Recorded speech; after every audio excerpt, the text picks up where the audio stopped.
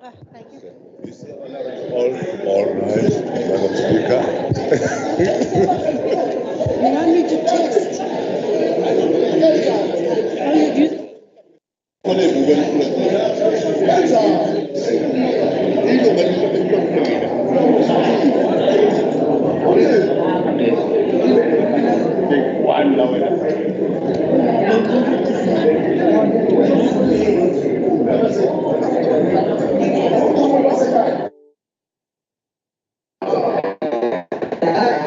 So you're okay now?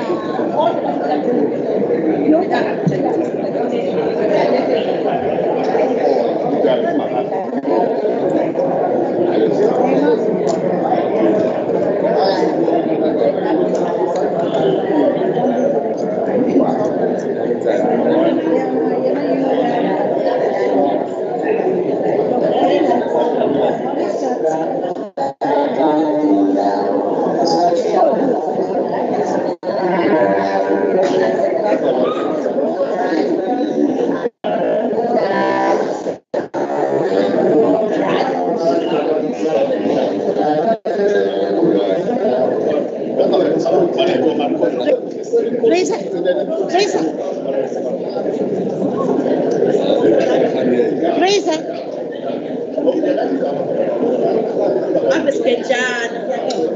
Fraser, I want to speak to you about one matter.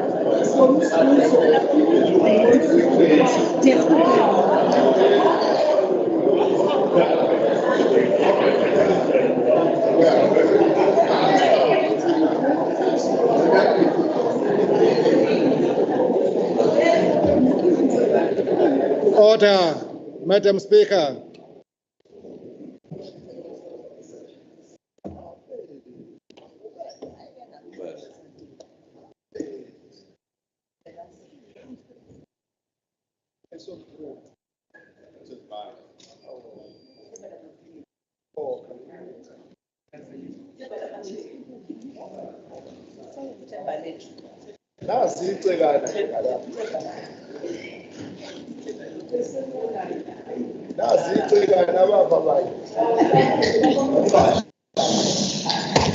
Honorable members, may we take this opportunity for a silent prayer and meditation.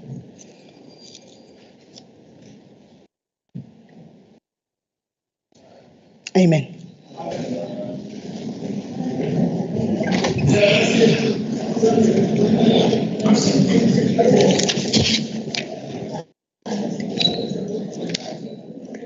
Honorable members, Honorable Premier, good morning.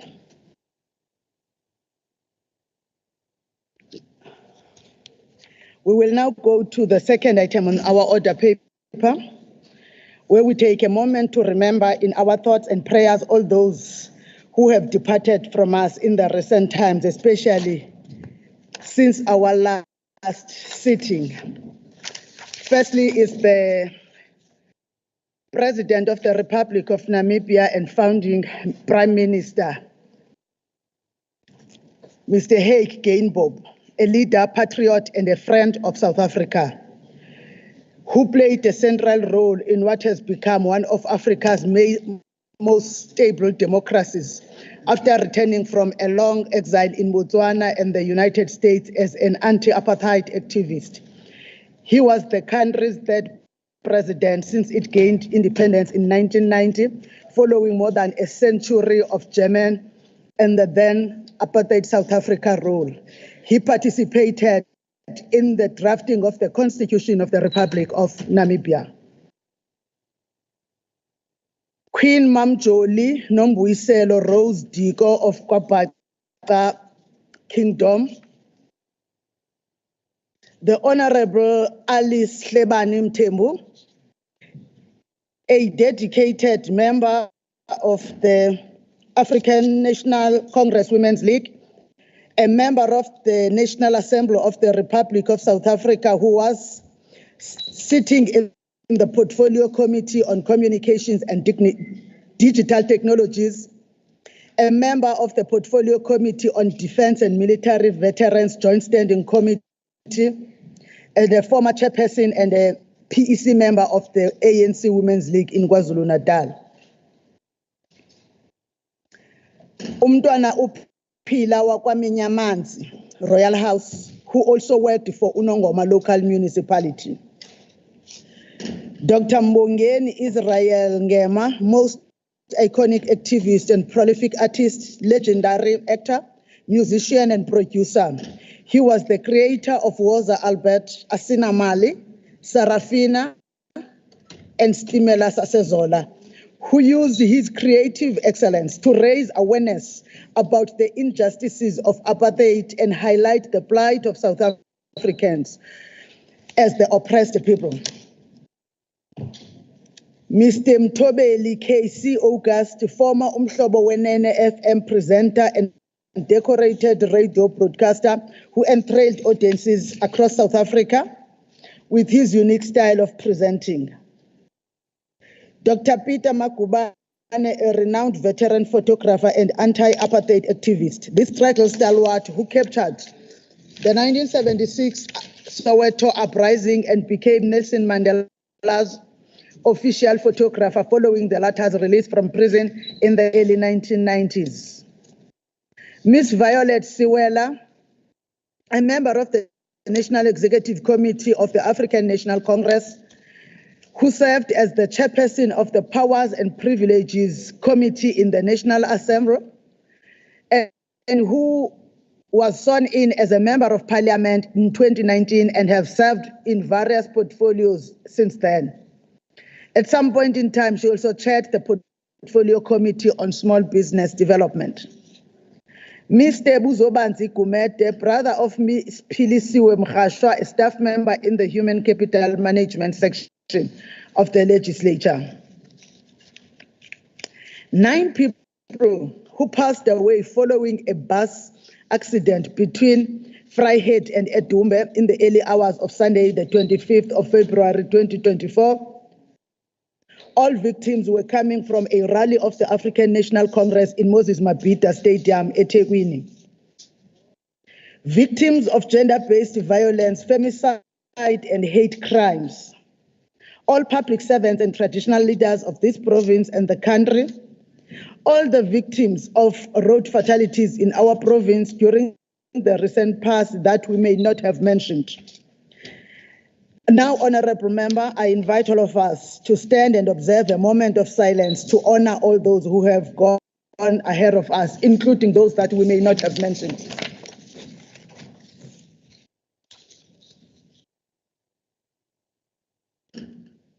May their souls rest in peace. Honorable members, we will now go to apologies. The first one that we have is from the Honorable S.E. Mangele, who is the Whip of Minorities, who has been called to a meeting by his superiors in his party.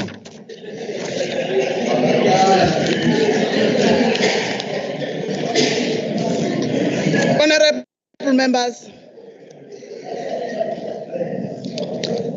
during the sitting yesterday, one of the members of this house has fallen ill.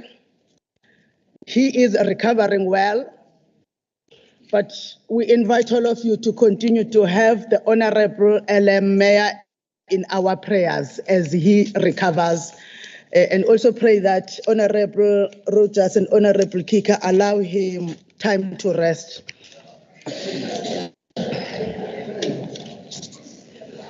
Now, honorable members, I will move on to birthdays. I want to take this opportunity to wish belated happy birthday to the following members who celebrated their birthdays during the month of January and February. I hope your birthdays were as beautiful as mine.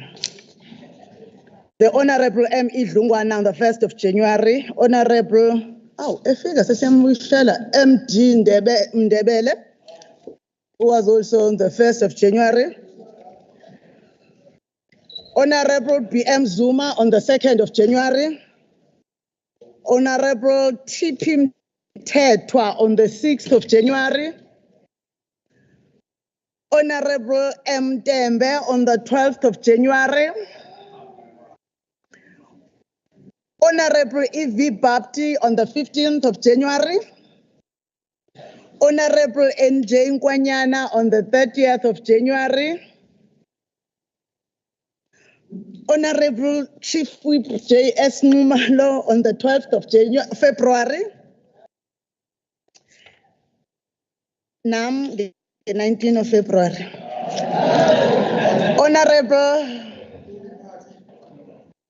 Honorable K.M. Zondi on the 19th of February. Amen. Honorable Moodley on the 24th of February. Honorable N. Gubane on the 25th of February. This is a birthday. Honorable members,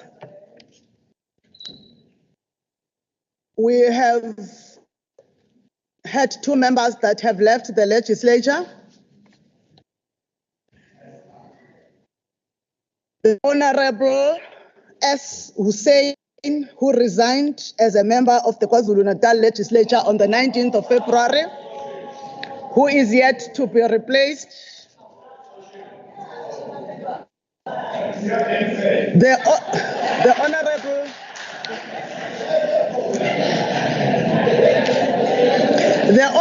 Honorable Dube awukho kwabaresignileyo ne? Okay. The Honorable M. Dex, who was removed by his party.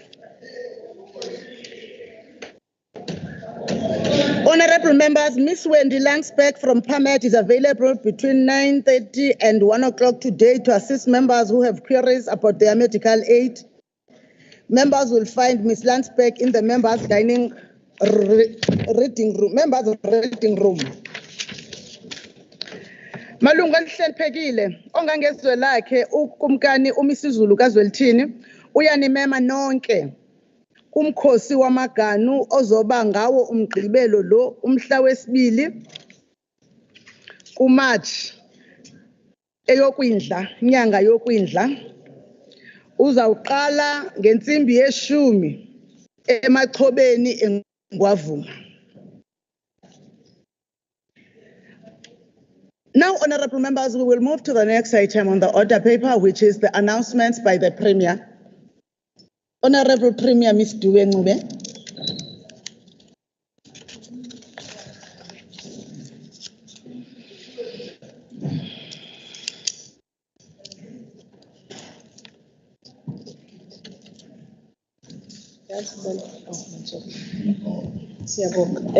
Thank you, Honorable Speaker, Honorable Deputy Speaker, Honorable Leader of Government Business, Honorable Members. We wish to commend the police and welcome the arrest of 7 suspects linked to the murder of Keenan Forbes, formerly known as AKA Ntibelo, who were killed in Durban on the 10th of February last year.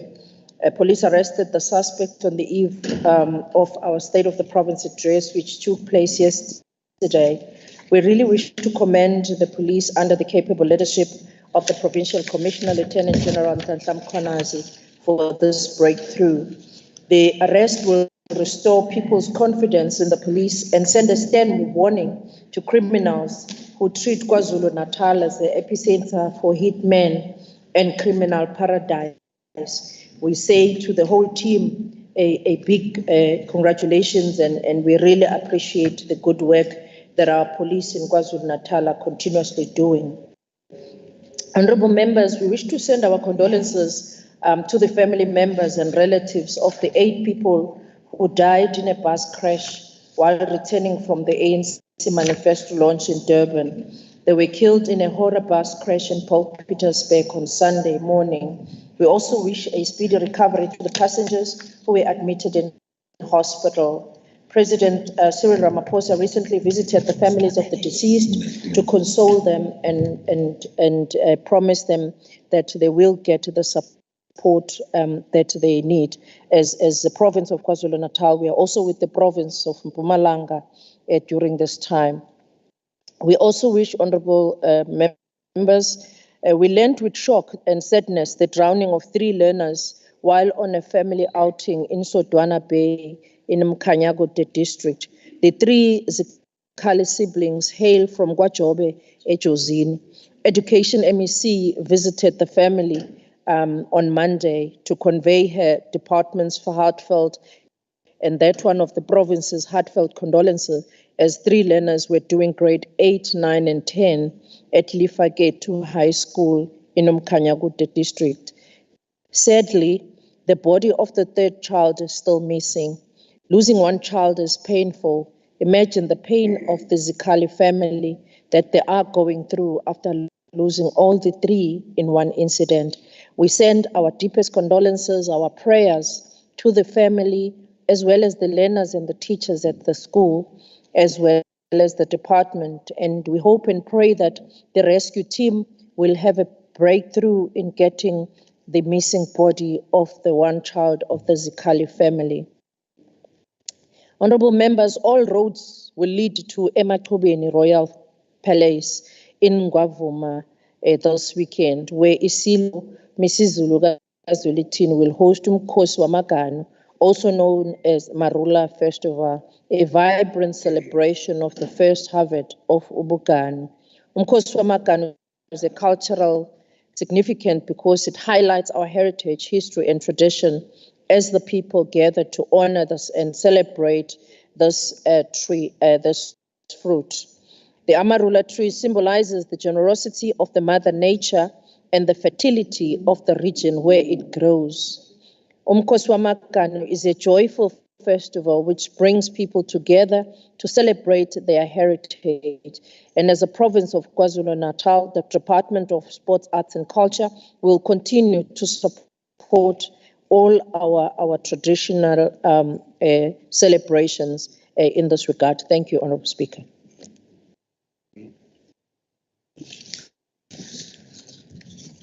Thank you, Honourable Premier. We will now go to item number 5, which is tabling of reports or papers. The first one is the tabling by the KZN Legislature, which is the Budget Performance In-Year Monitoring Report for the months of November 2023, December 2023, and January 2024, as well as the 3rd quarter and consolidated institutional performance. The Portfolio Committee on Health tables the report on the 2023 Health Institutions Functionality and Monitoring Program, which took place from 16 to 17 of August 2023 under the theme Assessment of National Health Insurance in the Primary Healthcare Setting through the implementation of the Ideal Clinic Realization and Maintenance Model.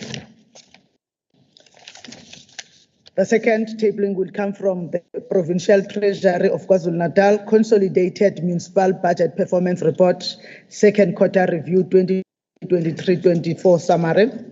The Public Service Commission tables the overview report on financial misconduct for the 2022-23 financial year. The Department of Cooperative Governance and Traditional Affairs tables King Cetshwayo District Municipality Annual Report 2022-23.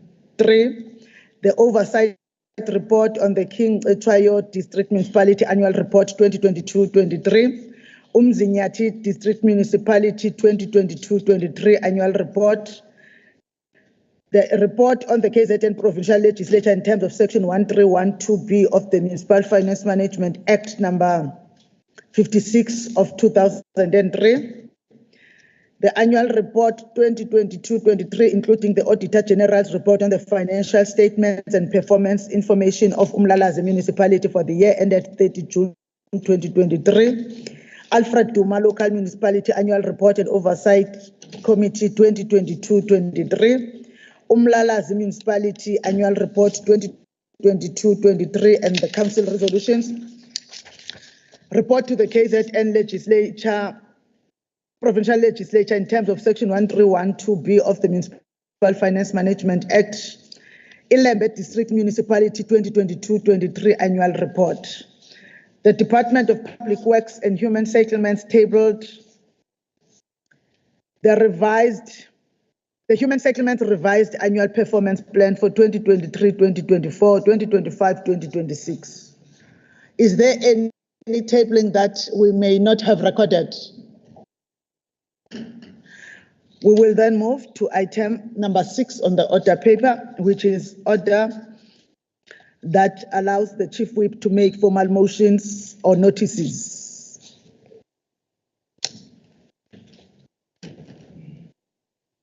Thank you very much, Honorable Speaker. Greetings to all members. Honorable Speaker, there are no formal motions and notices. Thank you. Thank you, Honorable Chief Whip. Now we will go to the notices of motions by members in the House. In my list, the first member is Honorable MEC MC Fraser. Thank you, Honorable Speaker. In the next sitting of this House, I shall move as follows.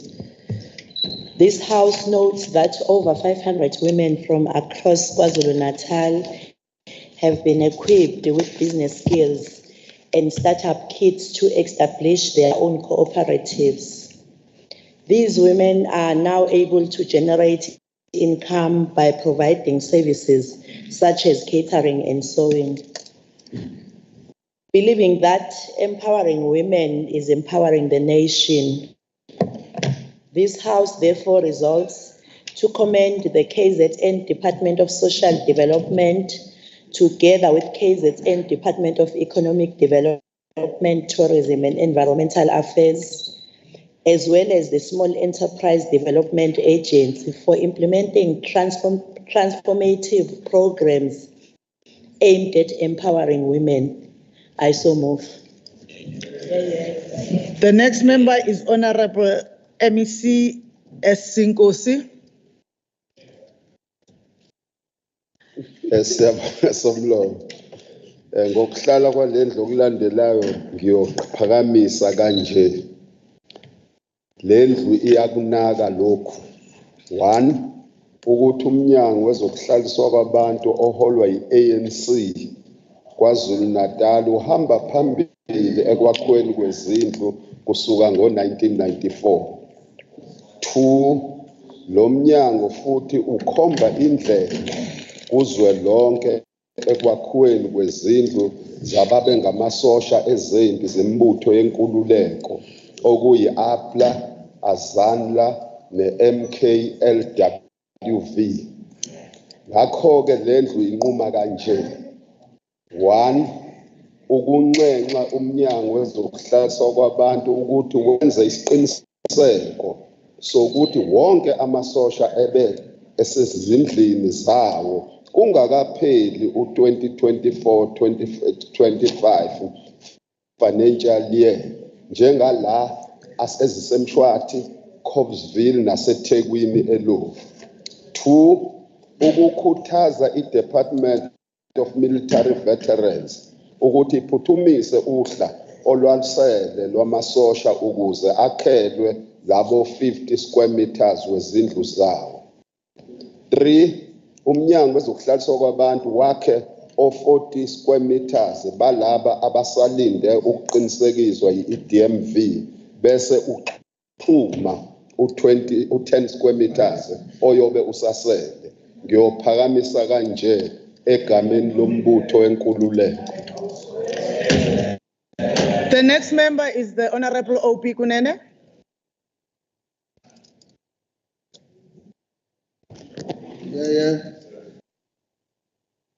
Honorable Speaker, at the next sitting of this House, I shall move as follows. This House notes that many IFP-led municipalities received awards in recognition of excellence at the KwaZulu-Natal Municipal Excellence Awards hosted by the Department of Cooperative Government and Traditional Affairs held recently. These awards affirm the IFP's commitment to deliver the best quality services where the IFP is given an opportunity to serve the residents of the municipality. This House therefore resolves to extend its utmost gratitude to mayors and their municipal officials for working tirelessly to achieve this remarkable feat in improving the quality of service delivery in their respective municipalities. To encourage all municipalities in KwaZulu-Natal to strive towards service excellence, I shall so move. The next member is the Honorable S. Moodley.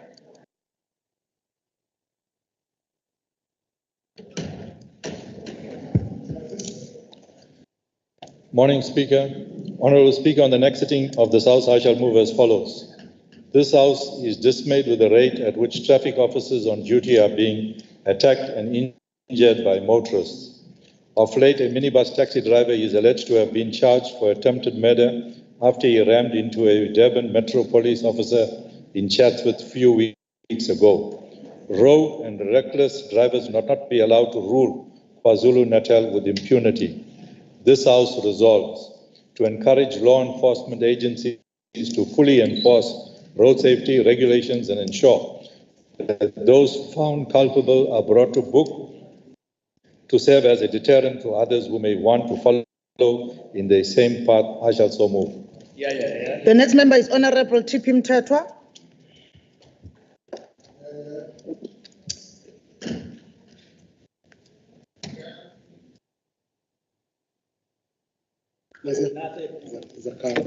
Thank you, Honourable Speaker. On the next sitting of this House, I shall move as follows. This House notes the decision to transit away from cash distribution at physical cash payment point, CPPS, has a negative effect to the poor people, in particular those who were selling their goods at CPP sites. This has a devastating effect on grant beneficiaries who now need to find alternative means to access their grant, including the travel cost, as many are nowhere near commercial centers. This is also compounded by payment delays, and many need to travel to ATMs or retailers on multiple days. This House resolved to call upon SASSA to reconsider this ill-conceived decision. I shall so move.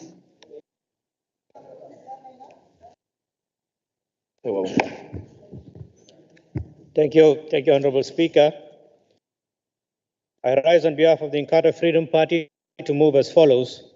This House noting, 1, that the KZN Department of Education is destroying the ethos of teaching and learning by not timeously filling teaching and admin posts at schools and other support structures like psychological services. 2, that posts being left vacant are due to retirements, resignations, and/or natural attrition. 3, that these are funded posts and therefore the excuse of lack of funds does not fly. This House calls on the MEC to ensure that such posts are filled without delay, thereby relieving the workload on educators and save our struggling education sector. I shall so move.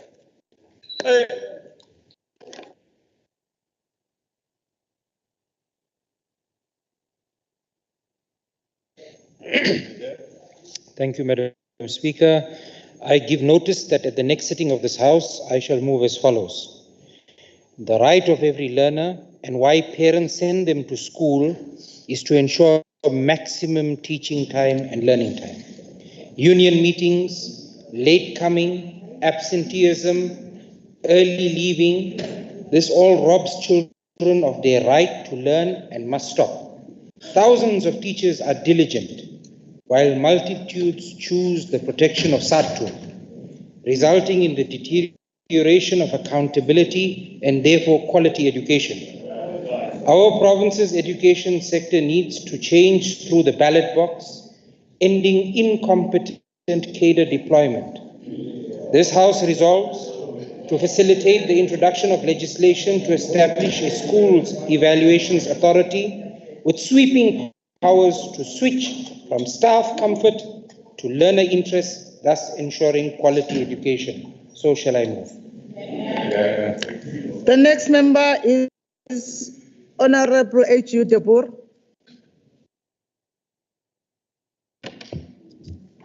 Good morning, Honourable Speaker, honourable members. I give notice that at the next sitting of this House, I shall move as follows. Excuse me, listen carefully now. Noting that eThekwini Mayor Kaunda was present at both the SOPA and His Majesty the King's address at the expense of Durban residents, but at least not in a helicopter like the ANC Minister of Police. That ANC Mayor Kaunda and his administrative cohort have dismally failed to grow the Durban economy through their inept governance relating to water, and now a crippling municipal strike where people are being injured and shot. That Mayor Kaunda's administration has effectively hampered the economic development projects, as mentioned in SOPA by the Honourable Premier just yesterday, by failing to address the ongoing Durban water crisis, costing this province investment and jobs. This House resolves for the Honourable Premier and the ANC to do exactly what they did to the former Honourable Dirks. Fire him. Fire Mayor Kaunda immediately. Let him join MK. So shall I move. Thank you.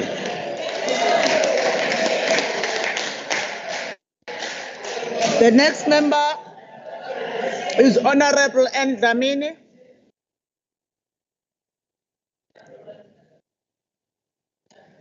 Siyabulela mhlonishwa, asisakwazi.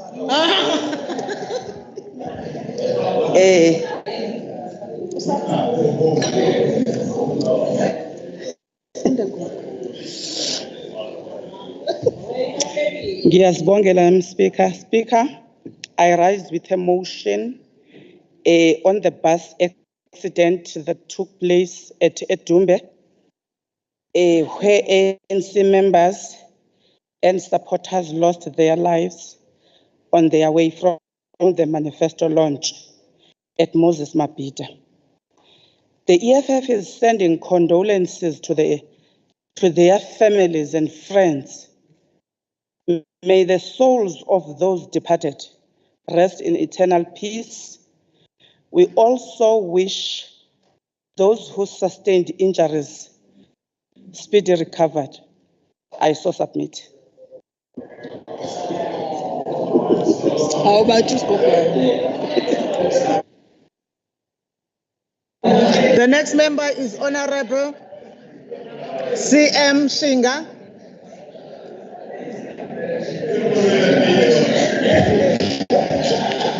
Animpheni ke umhlonishwa uShinga ithuba lakhe naye akhulume. Somlomo nendlu ehloniphekile. Ngokuhlala kwalendlu okulandelayo ngiyophakamisa kanje ukuba lendlu iyaqonda futhi iyaqaphela ukuhlukumezeka kwemiphakathi ngokusweleka kwamanzi.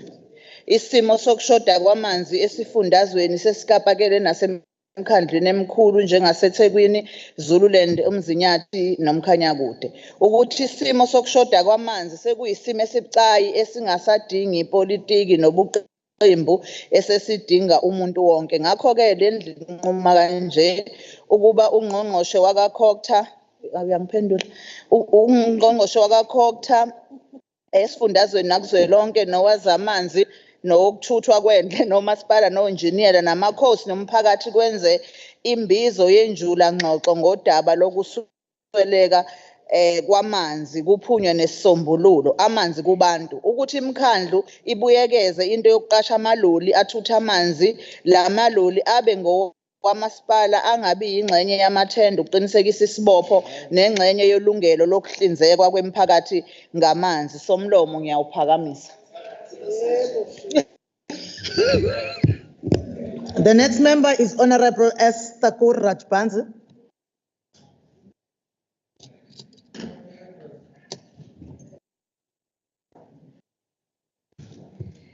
Thank you, Honourable Speaker, Madam Speaker.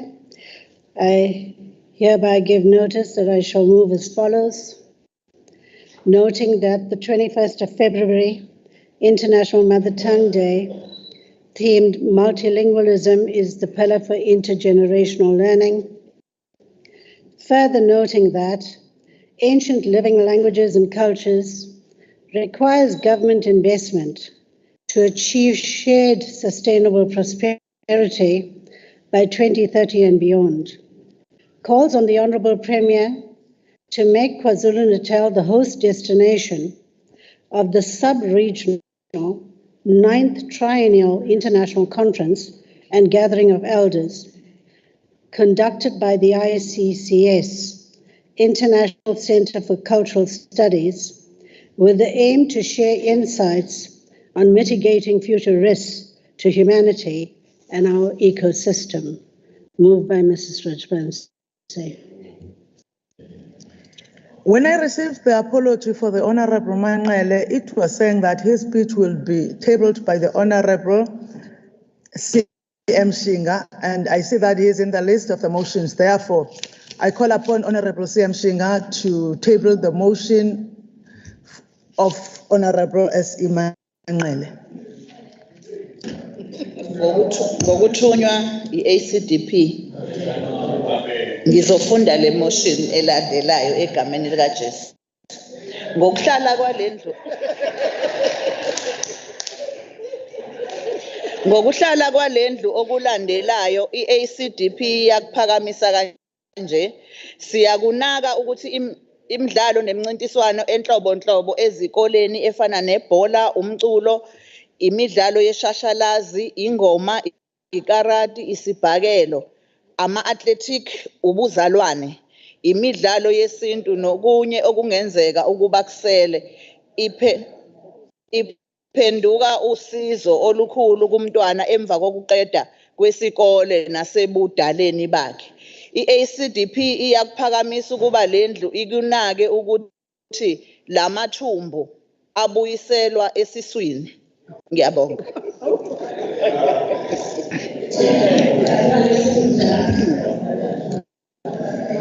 Asibuyisele kolandelayo umhlonitshi Honorable M. Nai.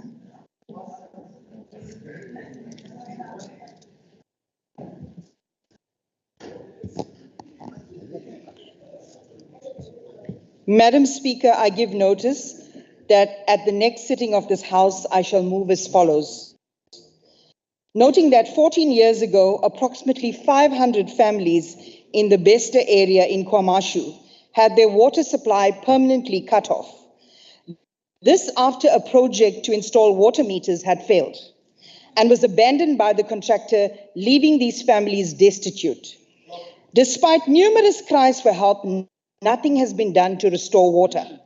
This House resolves that the Honourable Premier investigates this matter of corruption and takes immediate steps to restore the water supply to these Bester residents.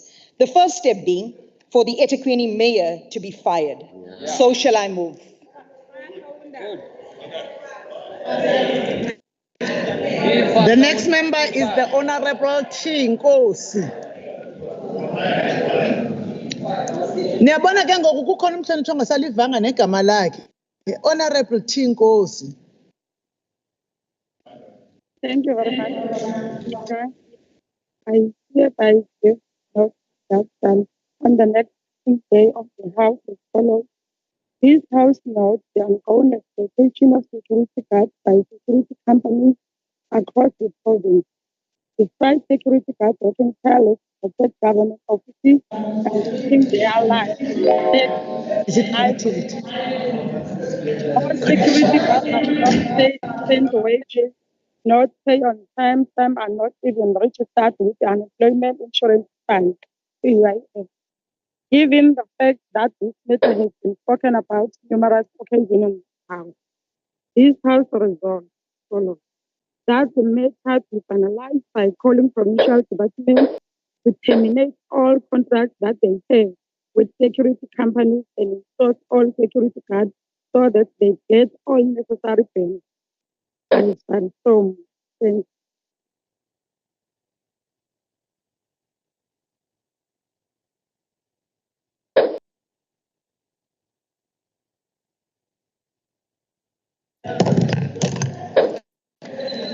The next member is Honourable E.V. Bapti.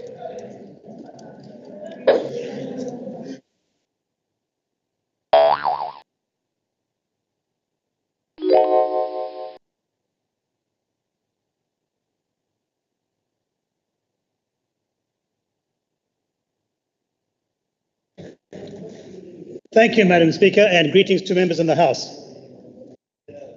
I give notice that at the next sitting of this House, I shall move as follows. Noting that the Municipal Structures Act number 117 of 1998 was amended and section 43(2)(e) states in plain and unambiguous terms, open quote, in the event of a vacancy arising on the Executive Committee, the political party or political interest to which the seat was allocated to will, through an authorised representative, appoint a councillor to fill that vacancy. It's very easy to understand. This House resolves that the MEC for COGTA intervenes in the province to prevent further fruitless and wasteful expenditure that arises from incompetent cadre deployment practices like we saw in Amdoni. Shall I move?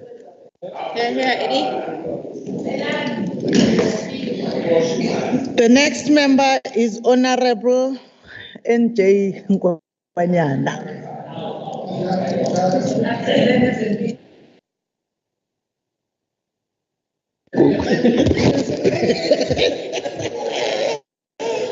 Thank you, Madam Speaker. Greetings to you and all the members in the House.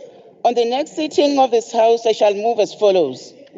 This House notes the failure by the ANC-led government to employ unemployed doctors, despite the country's desperate need for healthcare professionals.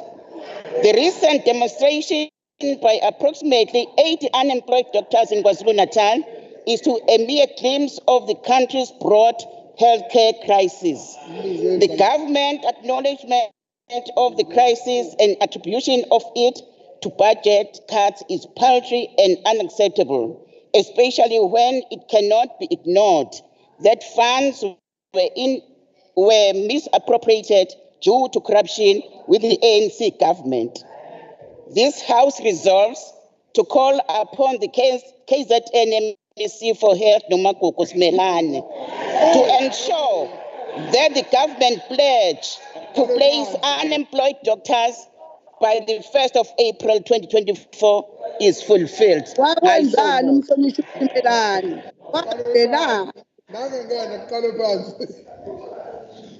The next member is Honorable S. Banprakash.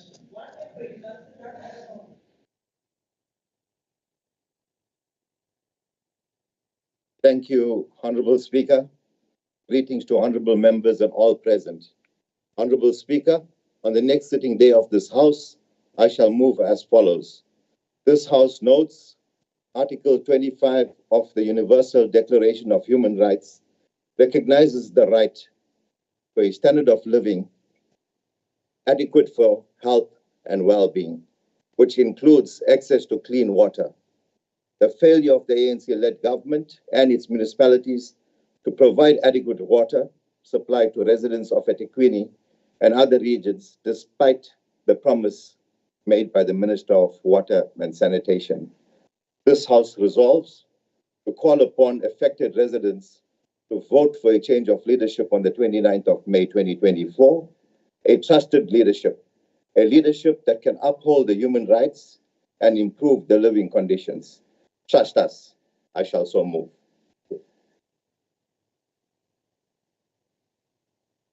The next member is the Honorable TJ Kumede.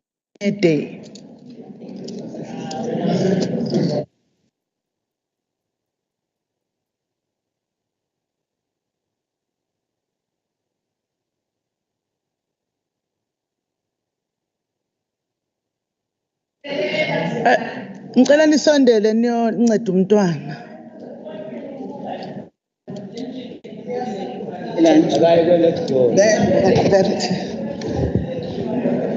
Good morning, Honorable Speaker and the House at large.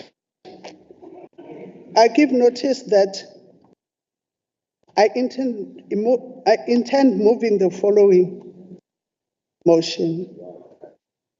Vagrancy and amapara are issues that are closely related to broader issues of poverty, inequality, substance abuse, and social exclusion in South Africa. Addressing these issues requires a multifaceted approach that includes providing access to affordable housing and employment opportunities, and addressing the underlying causes of homelessness and informal settlement.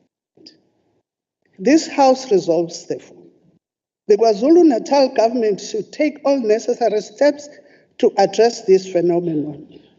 These, among others, include the MEC Sipho Hlomuga to engage meaningfully with his counterpart in the national government to expedite the process of criminalizing Iwunga so that we get convictions. I so move.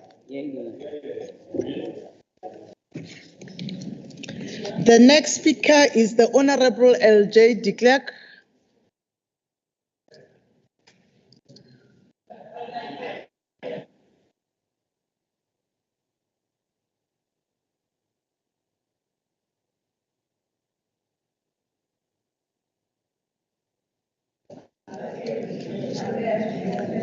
The Honorable L.J. de Klerk.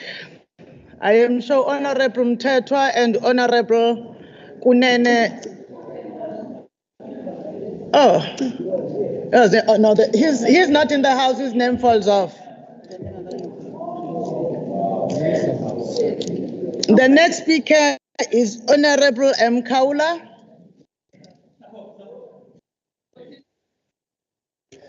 Ngithokoze Somlomo ohloniphekile. At the next sitting of this House, on behalf of the IFP, I shall move as follows. The IFP has learned with shock that the Department of Education, Ugu District, has been evicted from their offices which are rented from Zatovec Pty Ltd for failure to pay rent in December 2023, January and February 2024. District officials have been relocated to Education Circuit offices in Kamalake, Lawa Akiwa Umdwana Kapindange, and other offices, whilst others are operating from home. The building is locked, access is denied. This House resolves as follows: to instruct the KZN government to stop bragging on lies and start to attend to real issues affecting the people of KwaZulu-Natal. Pay rent owed immediately. I so move.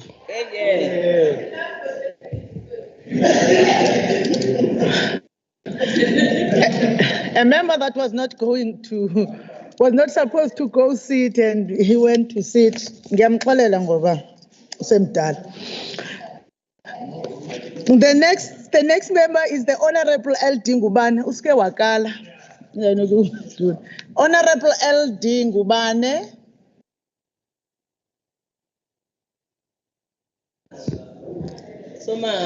Somlomo, ngokuhlala kwalendlu okulandelayo, ngithunywe umbutho wabantu bonke base South Africa, ukhongolose. Ngiyakuphakamisa kanje. Lendlu iyanaka ukulokhu kuhamba kwamanzi komkhandlu omkhulu iTheku. Okunye kwalokhu kuhamba kwamanzi kunezinsolo zobugebengu nobushobobisi. Lendlu inquma kanje ukuba uMinister wamaphoyisa umhlonishwa uBhekicele alethe ithimba le-NIU kanye nezinhloli bayobheka eduze ukuthi kwenzakalani eThekwini. Baye nasemkhandlini kaWater basondele njengoba nesibhamu siqhumile sithatha imiphefumulo yabasebenzi. Siwukhongolose asihambisani nobugebengu kanye nokuchitheka kwegazi labantu bakithi. Ngiyakuphakamisa. The next member is Honorable NPF Mavuso.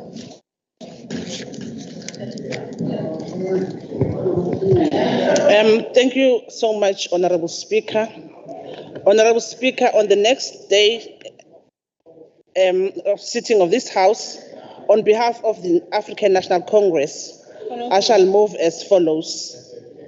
This House notes and supports the enormous strides achieved in addressing the devastating impacts of HIV and AIDS in KwaZulu-Natal through the medical advancements and interventions, as reported by the Premier of KwaZulu-Natal in yesterday's 2024 State of the Province address. Further notes that these developments, which guarantee universal access to health care, were made possible by the ANC's programs and interventions. The House therefore resolves to appreciate the role and contribution of the ANC-led government in advancing knowledge, treatment, and prevention, and the various committed officials who ensured that we ensure daily that we break the devastation caused by HIV and AIDS that resulted in the decline of HIV and AIDS in the province. I shall so move.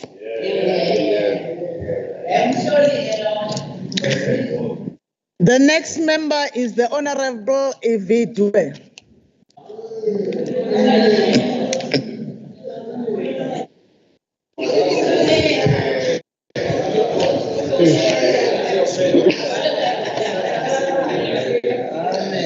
Ngiyabonga Somlomo. On the next sitting day of this House, on behalf of the African National Congress, I shall move as follows. This House notes the announcement that 4,000 police officers have been appointed in the province in the last 2 years. Further notes the notable advancement in resourcing, allocation, including the availability of more trainees, vehicles, and volunteers in our province, noting the willingness to ensure that crime is fought tooth and nail by the ANC.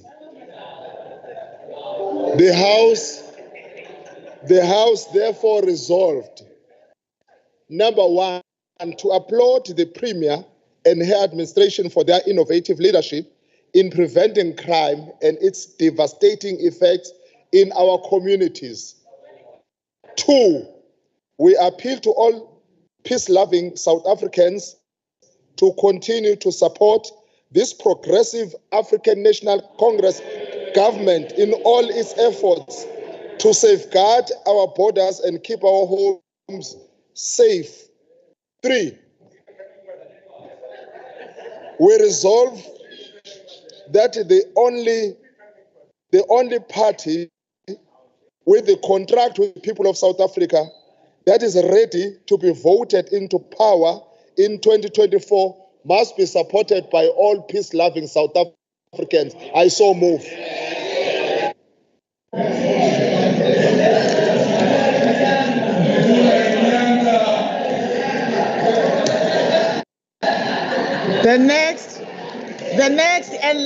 The last and last member is the Honorable T.S. Mjali.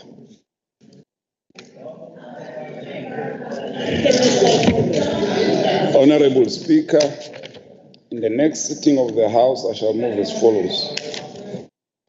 Noting that many jobs have been created through the KZN Business Youth Fund, and how it has also created an opportunity for the youth of KZN to participate in the economy of our province.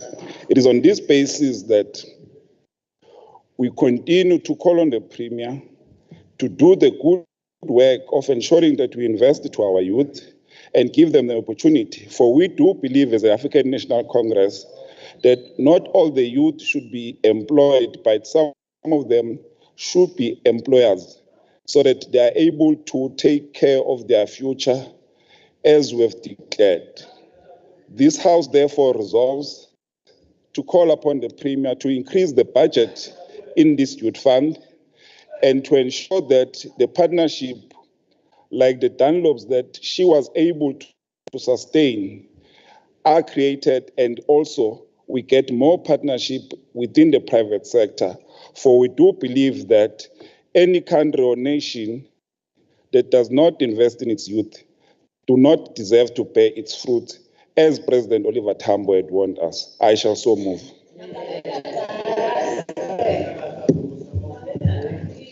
Thank you, honorable members and your whips, all of you. We will now move to the main order of the day, and I want to request you because I noted that due to the lapse of time, during our motions, we had forgotten that you do not refer to a fellow member as Unontembeko Boys.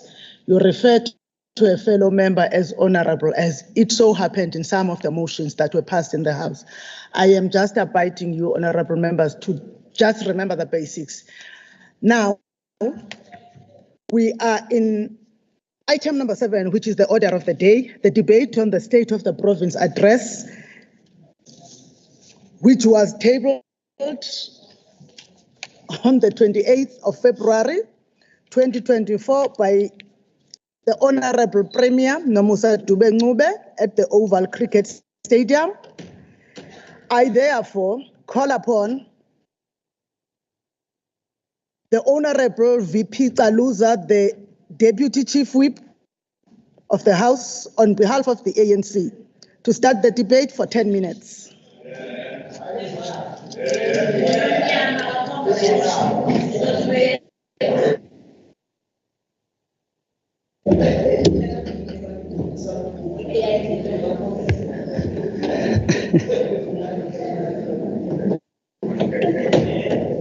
Speaker of the Legislature of KwaZulu-Natal, Mahubele, Honorable Premier Mama Dube-Ncube, Leader of the Government Business, Chairman kaKhongolose, Lwandle kalwelo lolwazi inkonjane kuphela ngoba nazo zindizela phezulu.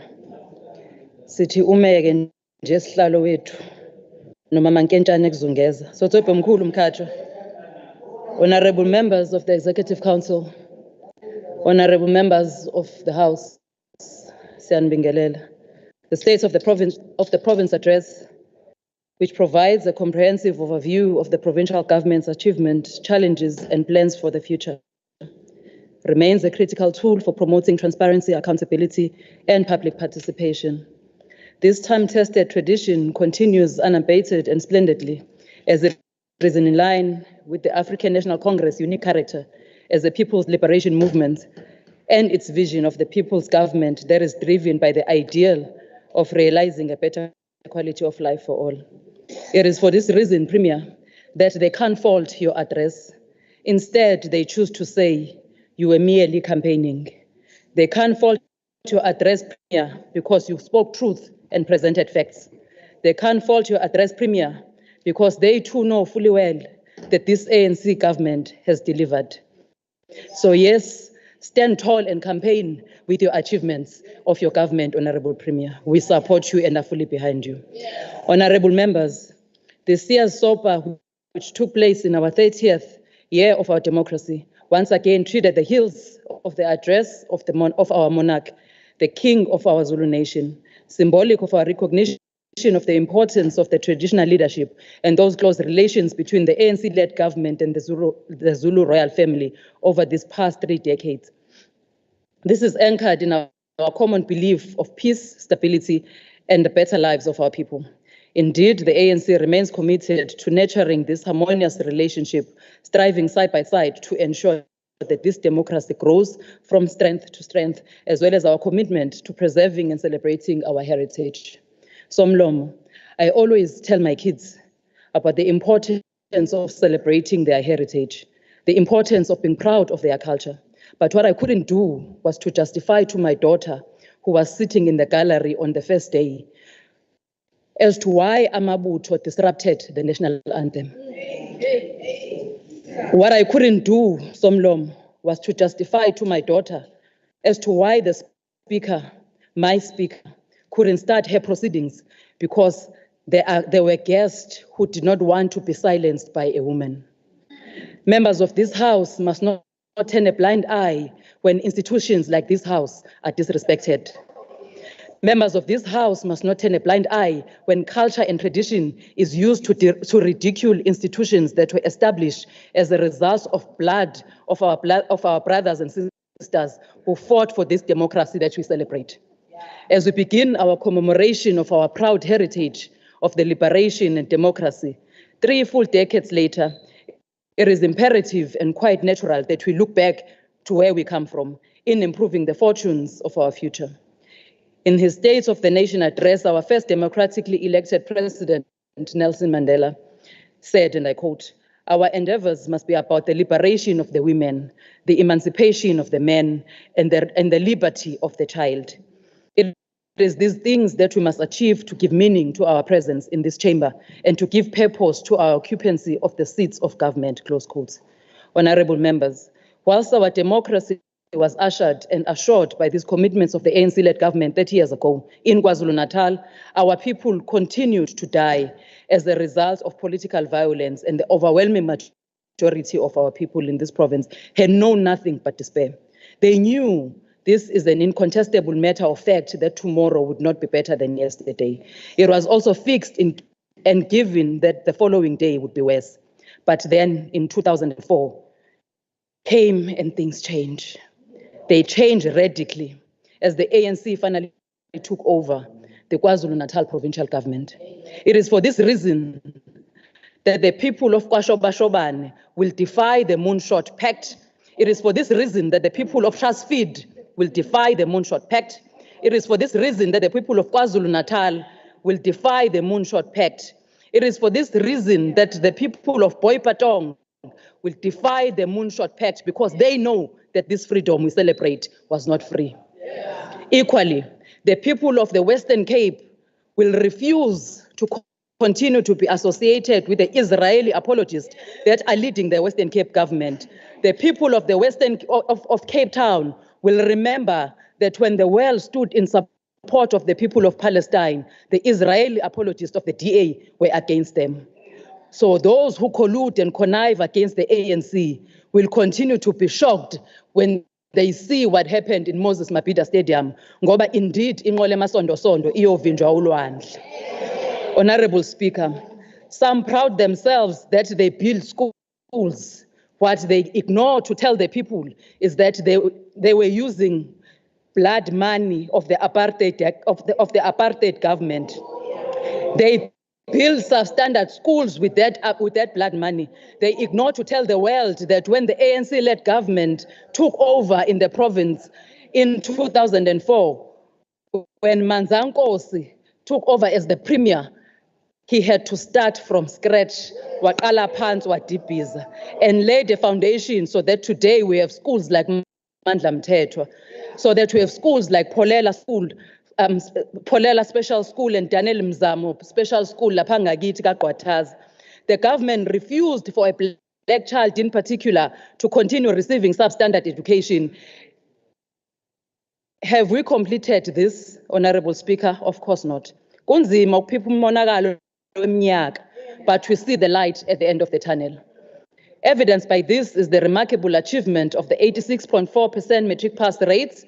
The ANC-led government continues to strive and achieve the universal access and success to education for all.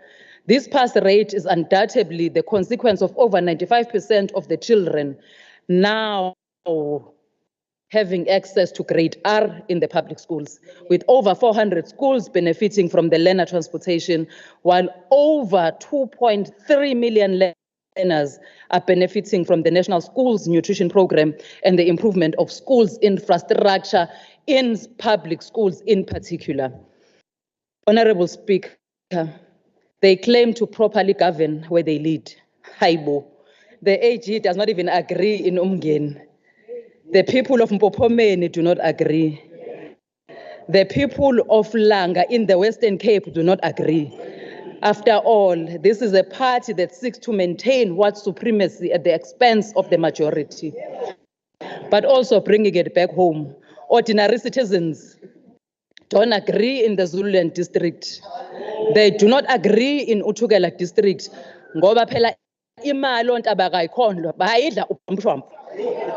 If they were given to govern this province again, kuyoba yini ngathi bantu besifazane? Who will protect us uma sebesifuna emashidini before basiqashe? We must never allow this.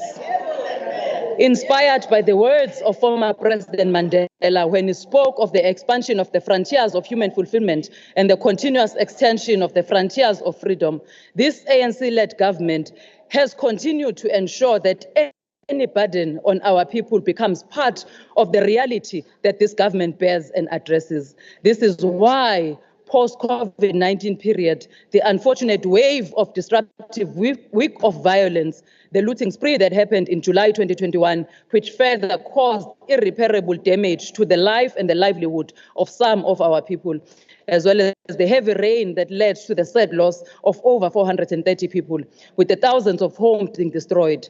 This ANC-led government implemented the social relief of distress, which played a crucial role in cushioning the vulnerable individuals and households from the impacts. Extending the social relief of distress, President Ramaphosa of the ANC said, "These grants and subsidies do much more than give people what they need to live. They are investment in the future, as social assistance have shown to increase school enrollment and attendance, lower drop-out rates, and improve the pass rates." Honorable members, while there are still many of our people that are unemployed and that violence against the person in its all form continues to plague, especially in the sections of our population that are poor and live socially depressed communities, the answer we give to the question whether we have made progress with regards to the fundamental task which Mandela spoke for is a resounding yes. Somlom. Seeing thousands and thousands of people gathered in Moses Mabhida Stadium while simultaneously in the beaches and kodwa ke sithi ke wena Somlomo uCongress uthi mayihlome ihlasele siyabulela.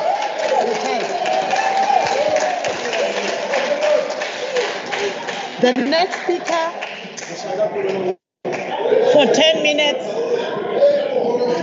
is the Honorable Leader of the Official Opposition. Honorable Speaker, the Deputy Speaker, Excellency the Premier, esteemed members of the KwaZulu-Natal Provincial Legislature, distinguished guests. We take umbrage the arrogance political grandstanding by the Premier about violence in KZN as she campaigned over dead bodies of those who died in the internecine violence of 1980s. Quite frankly, Honorable Premier, you misled the public yesterday. The Premier's lies were despicable. The Premier should tame her tongue. The ANC did not put in place an arrangement in 1994 to ease into a new environment by having only a handful of ANC leaders in the provincial government. The electorate rejected the ANC in 1994 and gave KwaZulu-Natal to the IFP. It was Prince Mangosuthu Buthelez's commitment to reconciliation that allowed the ANC any place in our government. This is indeed an era of revisionism. You referred to acts of political violence that should never be forgotten. Yet you forgot the 13 victims of Washange in 1987, the 40 victims of Thokoza in 1991, the children killed in the Mchiga bombing of 1991, the 32 victims of Zonke Zizwe, the 24 victims of Msahweni, the destitute of Watlanganani, whose homes were burned, the 23 people in Crossroad, the 19 gunned down people outside Shell House, and countless other murders of Inkatha leaders, members, and supporters at the hands of the ANC. Beside ordinary members, the IFP lost more than 450 office bearers. Do you really want to raise the specter of violence? The ANC did not bring lasting peace in KwaZulu-Natal. It was Prince Mangosuthu Buthelezi whose pleas that we not retaliate or seek revenge broke the cycle of violence. When you honored the great men and women of our province, you should have honored Prince Mangosuthu Buthelezi. But instead of looking to the actual heroes of KwaZulu-Natal, you named leaders who hailed from the Eastern Cape, Johannesburg, and Port Elizabeth. Is there such a deed of leadership in the ANC in KwaZulu-Natal that you can even think of homegrown heroes? She must recall that the late Winnie Madikizela Mandela said, "We have no guns, we have only stones, boxes, and matches and petrol. Together, hand in hand, with our boxes of matches and our necklaces, we shall liberate this country," unquote. This resulted into a death of a councillor, Kini Thamsanqa Benjamin, who was stoned stabbed and killed by necklacing by the named UDF supporters on the 23rd March 1985 in Wanobuhle, Heightenhage. Her misguided comments are unfortunate and are clear signs of desperation on the part of the ANC. She must remember that the AK-47 and other weapons came from Russia, and the IFP has no connections with that country.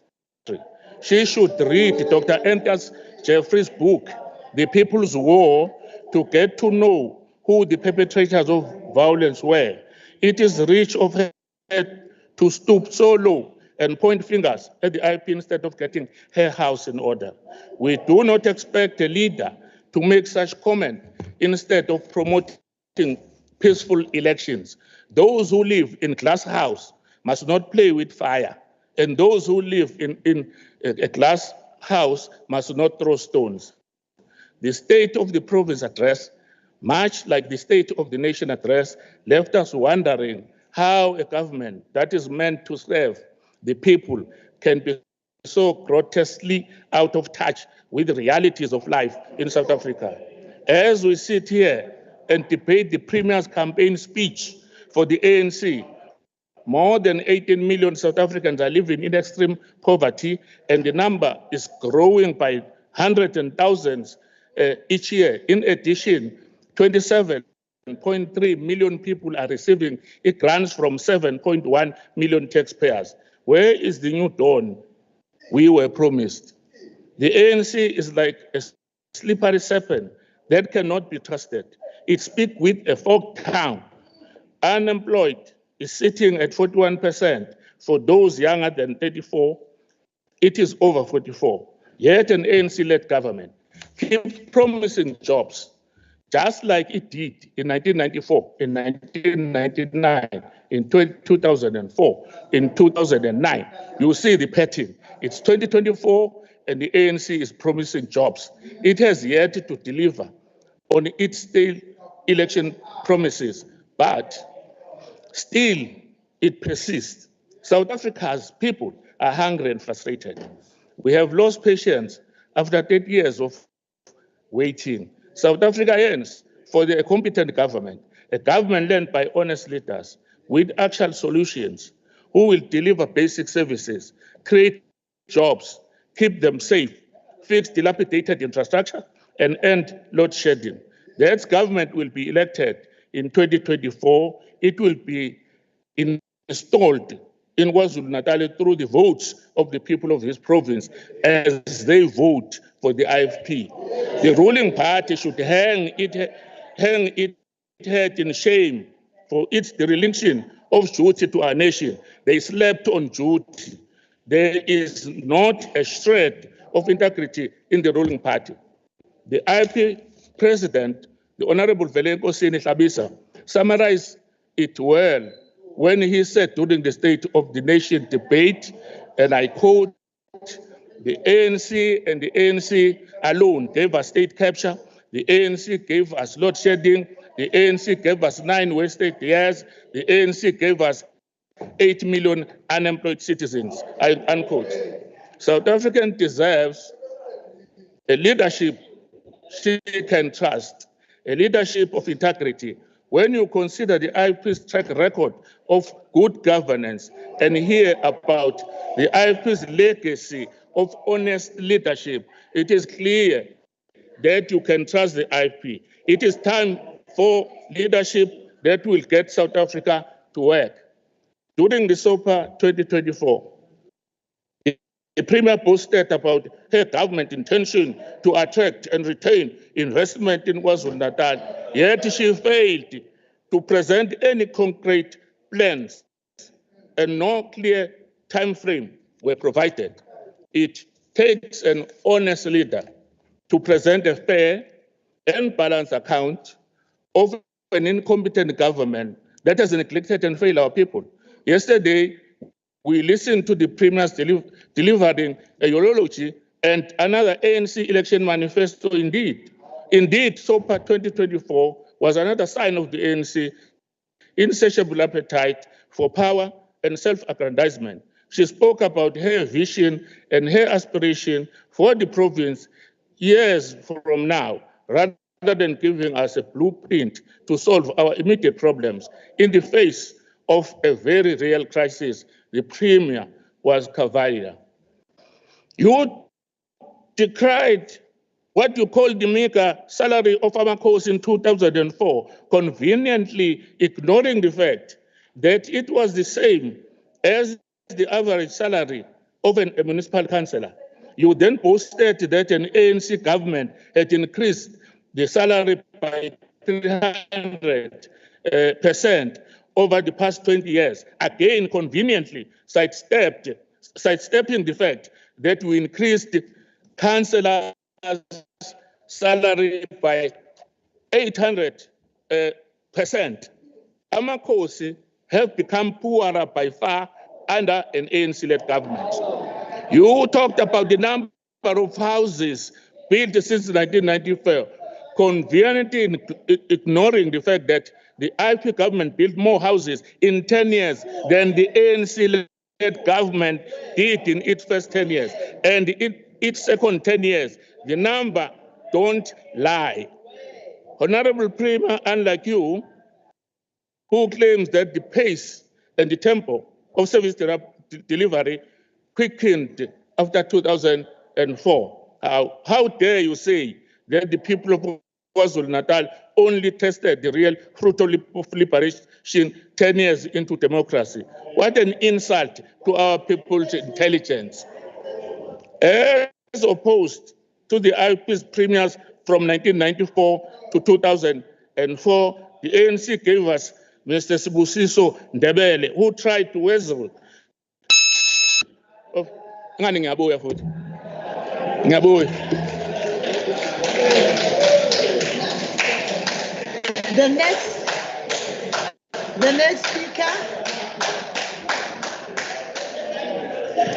next speaker is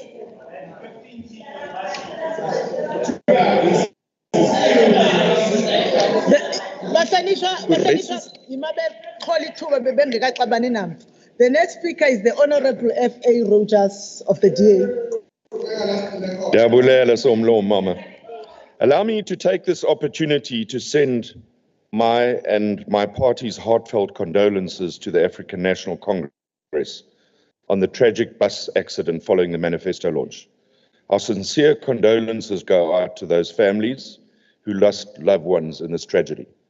One lost life on the road is one too many. Madam Speaker, there's a saying that says there's something rotten in the state of Denmark. And the phrase comes from William Shakespeare's play Hamlet.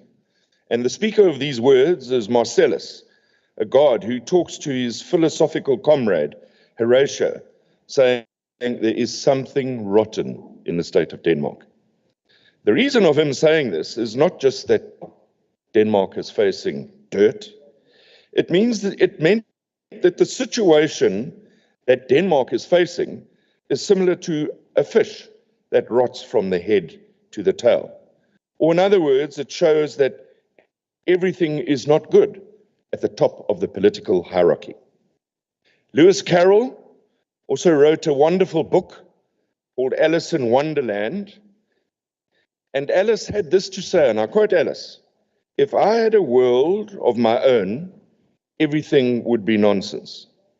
Nothing would be what it is, because everything would be what it isn't. And contrary-wise, what is, it wouldn't be. And what it would be, it would." You see? Close quote. I hope you got that. Yesterday's State of the Province address by the Premier was full of content. I think it was the longest State of the Province that we've had. It's a pity that the Premier can't take a book out of the leaf of the King and make it a bit shorter. But quite honestly, Madam Speaker, it lacked substance and almost appeared to be a continuation of the manifesto launch held at Moses Mabhida. And it might have been well turned out, Honourable Tuluza, but by all accounts, most people went swimming. Building of a new palace for the king with absolutely no substance on how and from what budget it will be funded, leaves one feeling that heading into an election, the ANC is desperately trying to garner support from areas where it's lost support over time in the province. Remember, it's an election year. Despite the stakes never having been higher for the African National Congress, the Premier delivered what I can only describe as a sopa full of dololo. This, as she scrambled to turn around her party's ongoing decline. Look at the polls. Listening to the Premier yesterday, I got the impression that we're living in paradise. Reality is, if you don't look too closely at the unemployment, the abject poverty and inequality, the filth and the sewage running down our streets, taps with no water, continued load shedding, violent crime, and all other manners of horrors. Again, I'm reminded by some wonderful words by Alice, by Lewis Carroll in Alice of Wonderland. And I quote her, "Why, sometimes I have believed in as many as 6 impossible things before breakfast," close quote. Yesterday, we heard about the energy crisis with a continued grid collapse and habitual blackouts. The Premier presented us what appears to be a great plan to deal with the energy crisis in the province. The question I have to ask is, why has it taken 17 years for these strategic plans to be implemented? Remember, honourable members, load shedding was thrust upon us in 2007. Today, 17 years later, the ANC has a plan. Why don't I believe you? Well, it's an election year. Interesting to note that all the plans to produce additional energy, we were given no time frames. Another clever and devious political strategy. Just imagine for a moment if 10 years ago, the province had taken proactive steps to encourage private suppliers and deregulate power supply, where we might have been today with investment and job creation. That's what a proactive government would do. It wouldn't wait for 17 years and then in an election year put out this grand plan. We just don't buy it. It's little wonder, Madam Speaker, that big industry like Toyota have had to develop a plan to address their own energy needs at a whopping 800 million rand. And the new Ocean Malls development, I'm told, in Mhlanga, spends about 30 million rand a year on running its diesel to keep the light on its generators. Big business can afford these measures. What about the small and medium-sized business that don't have access to these resources? They are literally left in the dark, with many having shut their doors due to the government's failures. 17 years later, to present a plan is a little too late for some. And then the elephant in the room, water. The Premier correctly stated yesterday that we need to look where we've come from for the truth to become a casualty. Allow me then, Madam Speaker, to highlight some of the past statements made in this very House on the state of water in the province. In 2019, at the SOPA, KwaZulu, the ANC government said it would embark on a provincially coordinated approach to address the province's water crisis. 2009, Dololo. In 2020, at SOPA, we were told a water intervention plan would address hotspots within the next 18 months, with 84 million already being transferred to municipalities for quick win interventions. We were also told that the provincial master water plan would be in place by 2020. Dololo.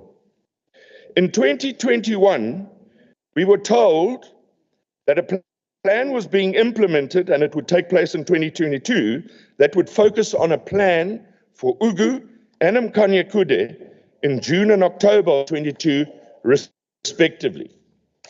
Dololo. In 2023, the ANC government told us that the state of the province, with regard to the disrupted water supplies, and I quote, "We can say with certainty that we are now back to full operation," close quote. Dololo. All sounds a bit like President Ramaphosa telling us during the State of the Nation address that the end is in sight when it comes to load shedding. And the very next day, the country is hit with stage 6 blackouts. Yesterday, the Premier outlined the ANC's catalytic water infrastructure plan, another great plan. The reality is that people don't want to hear about catalytic water plans. All they want to know is when are they going to have water in their taps.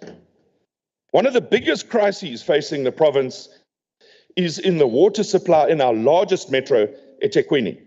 I would have hoped that the Premier would have dedicated some time to this humanitarian crisis, as identified by the Human Rights Commission, a crisis that worsens by the hour and by the day. Initially, the challenges being experienced were only in the north of the city.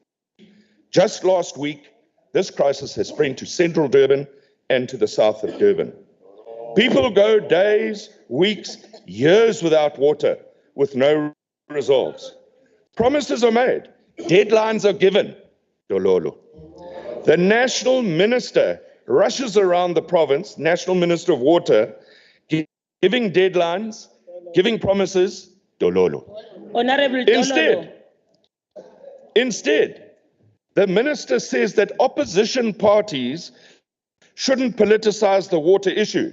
Quite frankly, Mr. Minister, if you and your government cannot do the job, then it's time you leave. Your arrogance will not buy you more votes. Just to show you how out of touch the ANC is with reality, and have no shame with the collapse of water in the city of Durban. Durban is set to host the 2025 World Conference Center. I ask you, with tears in my eyes, the absurdity is beyond comprehension. Dololo.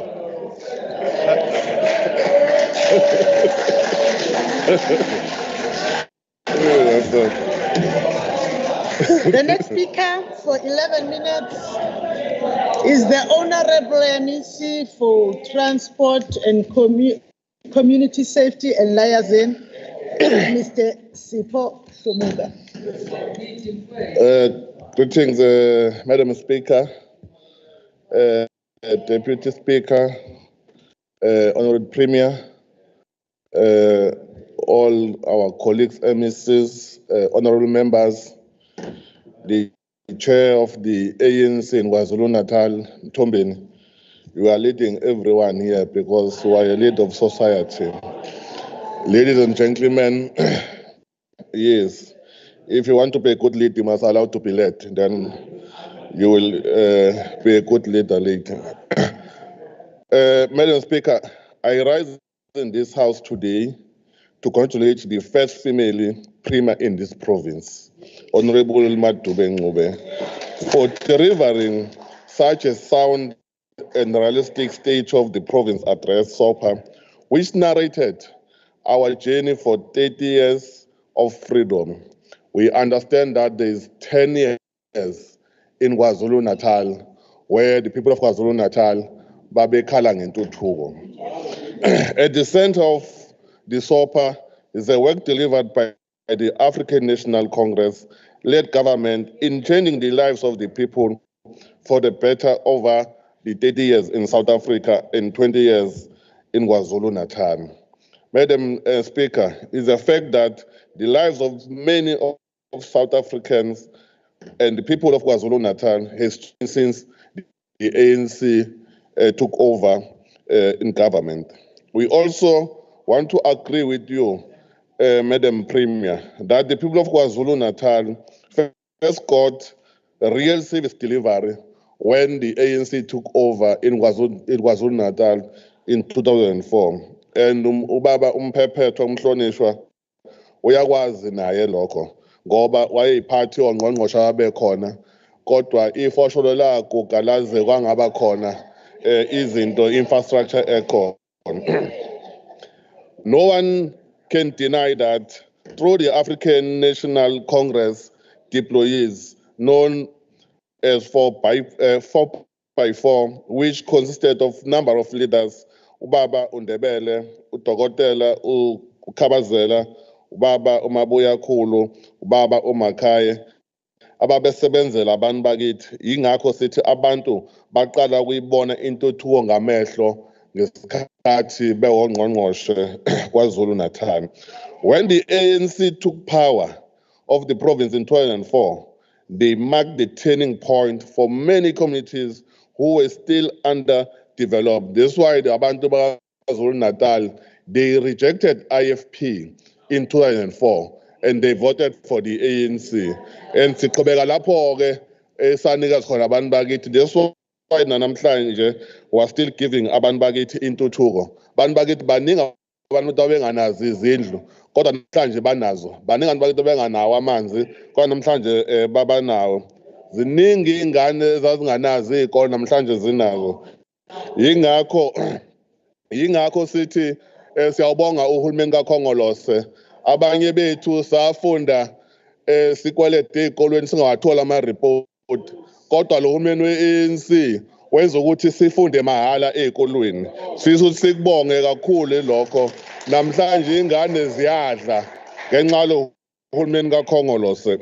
On deal with issues of transport, Madam Speaker, under the government, the citizens of KwaZulu-Natal now enjoy a smooth moving to towns and cities. They can now access socio-economic empowerment to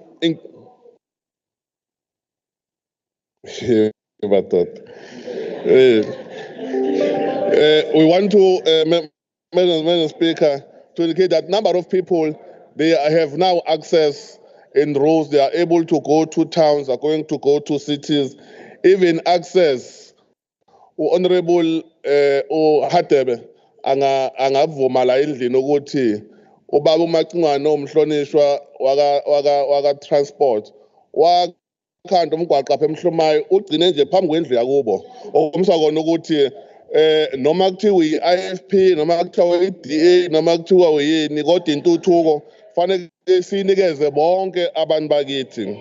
In the last 30 years of freedom, we have built number of roads, number of Honorable, let me see. bridge. Honorable members, don't drown the speaker. You have been doing well so far. Don't change now, please. The Durban currently have built more than 200 kilometers of roads, have maintained more than 8,500 kilometers of existing roads, and a number of regraveling and patching potholes. That's why through the PRIMA, the Department of Transport bought 55 trucks to deal with potholes, but not only trucks, including employing people who are also dealing with potholes in KwaZulu-Natal. I want to indicate, Madam Speaker, that part of our ANC-led government is to transform the issue Yama license. In KwaZulu-Natal, we've changed our license because amuntu kade suka nongoma ubethi mayefike eGoli kuthiwa nangu umuntu kaNongoma kodwa namhlanje uma uhamba usuka kaNongoma noma uLundi noma eMnambithi awusabonakala ukuthi usuka khona ubona ukuthi wakwaZulu-Natal. Into enhle leyo fanele sishayele izandla ngoba iyabuqeda ubugebengu kakhulu.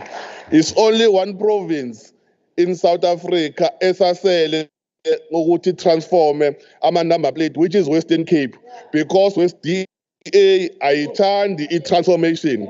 But we know that they are going to follow the ANC-led government. We are still going to teach them how to transform a number plate. Madam Speaker, let me just, there are a number of bridges. President came here as Ovula, Amayama Bridge, number of roads. The Department of Transport have part of a program that was launched by the Premier, Usiatesha Waya, number of young people and old people abaqashiwe through iprogram sathesha waya abaningi babethi sathesha waya wokho kodwa bayabona ukuthi ukhona ngapha ngokwe-leadership ka-Prima. Kusasa nje undunankulu uyonikeza uyokhokhela abantu bakithi abayi-youth nabadala abawu-4,000 ama-license mahhala la KwaZulu-Natal. Okumsebenzi owenziwa uhulumeni oholwa i-ANC. Siyafisa ukukhuluma kakhulu ngomsebenzi wakho umthi safety and liaising. Usekhuluma kakhulu undunankulu sibonga amaphoyisa ngomsebenzi omuhle abawenzayo ukuthi kuboshwe igebengu nalezi ekade zadubula i-artist ebizwa ngokuthi AKA but ngoJanuary nje uwodwa amaphoyisa KwaZulu-Natal abophe izigebengu ezinga more than 10,000. Yingakho sesubonga umsebenzi wenziwa amaphoyisa ngaphansi kaGeneral umkhwanazi. Ngafisa ukusho ukuthi ndunankulu njoba wawushilo kwisopha edlule ngenzela ukuthi sibakhumbuze ukuthi kwisopha endlule wawuthe sizowenza indlela zokulwa necrime KwaZulu-Natal. We have bought more than 90 cars eswanikeza ama-CPF ukuthi basebenzisane nathi ukuthi silo ubugebengu. We are putting high master lights endaweni zasemakhaya ngaphansi kwamakhosi ukuze uzokwazi ukuthi siqede ubugebengu. Kunamakhosi agadwayo sikhuluma nje ndonankulu ngenxa ukuthi silwa nokubulawa kwamakhosi. Angifuni ukukhuluma ngabantu abebulawa kudala ngoba fanele sihloniphe abantu abebulawa kodwa engikwaziyo nje ukuthi kunamakhosi abulawa yi-IFP la KwaZulu-Natal engeke sikubalekele lokho. Inkosi nje umlife lapha eNquthu siyakwazi lokho. Inkosi uShinga siyazi ukuthi wabulawa yini. So asifuni ukukhuluma ke kakhulu ngokubulala ngoba asifuni ukuvusa izinto ezibhlungu. Siyafisa uwelcome inkulumo yesilo la ethi khona ama-political parties akwazi ukubekezelelana. Siyafisa ukuthi sihloniphe isilo sisho ukuthi sizoqhubeka sifundisane sifundise wonke political parties afundise i-members zawo nama-supporters ukuthi akube khona i-tolerance. Yabona lapha eNewcastle ngizwile nje namhlanje ukuthi umeya wasemhlathuze uzomashela uhulumeni ngenxa yomgwaqo ngabona ngisho ukuthi aka-understand ukuthi uhulumeni kwayena lapha ekwa-13 empangeni sabakhandela umgwaqo we-access road ngoba abantu babekhala ukuthi umgwaqo awukhandiwe. NaseNewcastle wathi lebe sikhuluma nje sikhanda umgwaqo ama-access road asinandaba ukuthi umgwaqo wamasipala kodwa kubalekile sithi abantu bakithi abawuthole umgwaqo ngoba kuwumsebenzi wethu lokho ukuthi wenzeke.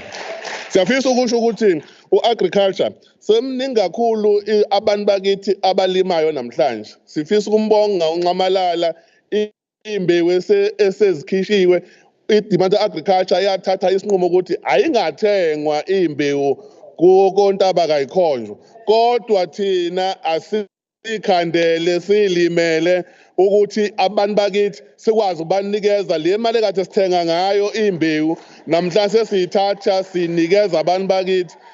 Ingakho namhlanje sinabantu abakwazi ukudayisa ngaphesheya bahwebe ngenxa kahulumeni kaKhongolose nalaba ababetshale insangu namhlanje isokuyinto esiyibhizinisi. Yingakho uhulumeni wakithi uthi ababambisane nabo sikwazi baneza ama-license bakwazi ukuthi ba-contribute ekuthweni kwe-economy. Yabona-ke kwezezindlu lapha eMemot siyafisa ukuthi basicelele umeya waseKing Cetshwayo othiwa ubaba uNtuli obaleka namaplan u-MEC waka-Human Settlement ufuna ukufaka ama-bulk services. I-district sihlulekile uzokwazi ukuthi kuye phambili. Siyabonga.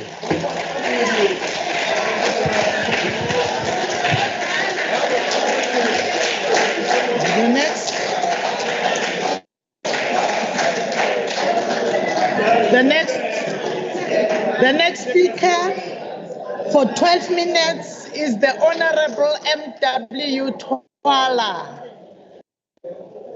of the EFF. Order. Thank you very much. Order, honorable members. Honorable Tola is on the podium. Thank you very much, Madam Speaker and honorable members of this House. I greet you in the name of Economic Freedom Fighters, the only political movement that carries collective and individual capacity that will fundamentally change South Africa's economy in a manner that will allow us to reclaim economic ownership. The only movement that is forever on the side of the poor, the destitute of our masses.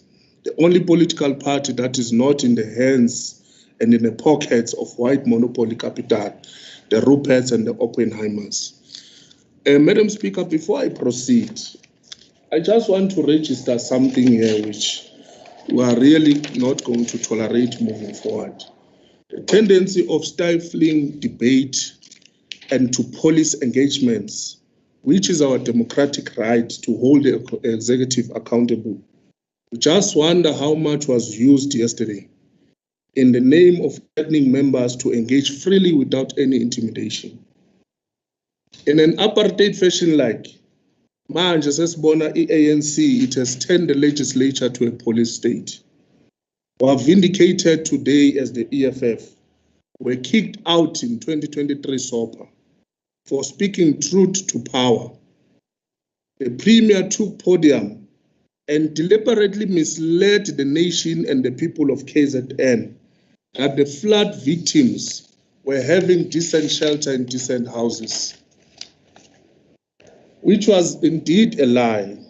She confirmed yesterday that our people are still stuck like sardines in some dilapidated flats of eThekwini.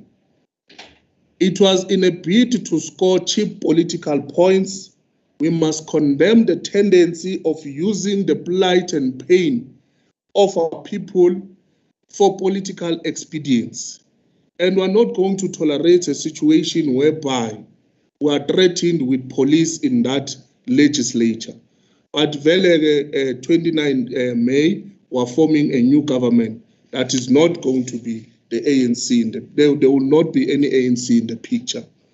I would like to begin my speech by congratulating the class of 2023, matric class of 2023, whom despite all odds against them, they have achieved a remarkable pass rate of 86.4%. These are learners from schools like Beksisa High School in Tuzuma, who did not have proper ablution facilities for 5 years.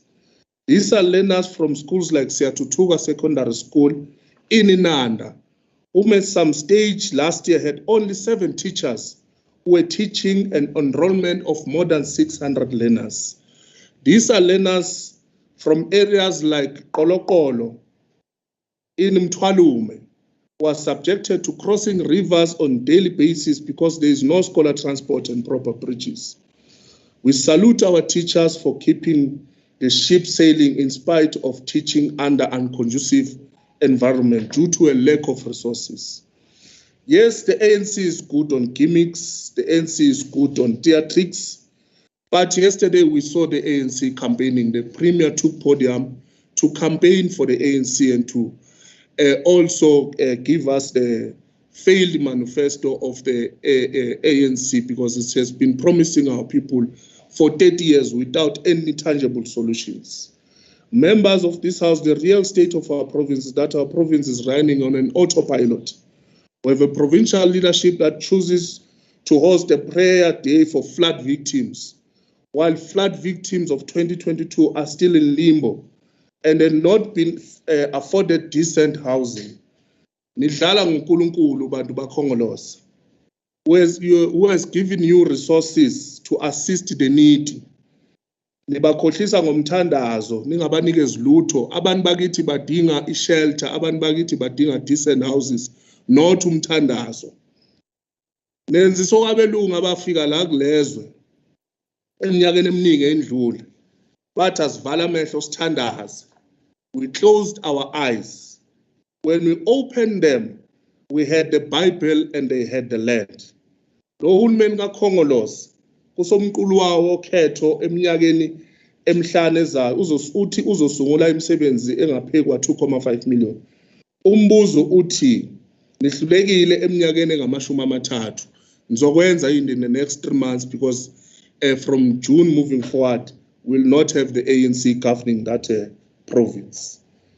KwaZulu-Natal has since recorded the largest employment increase in the country in November last year. Esifisa ukwazi kundunankulu wethu ukuthi imiphi lemsebenzi okukhulunywa ngayo ngaphandle kwesithesha waya.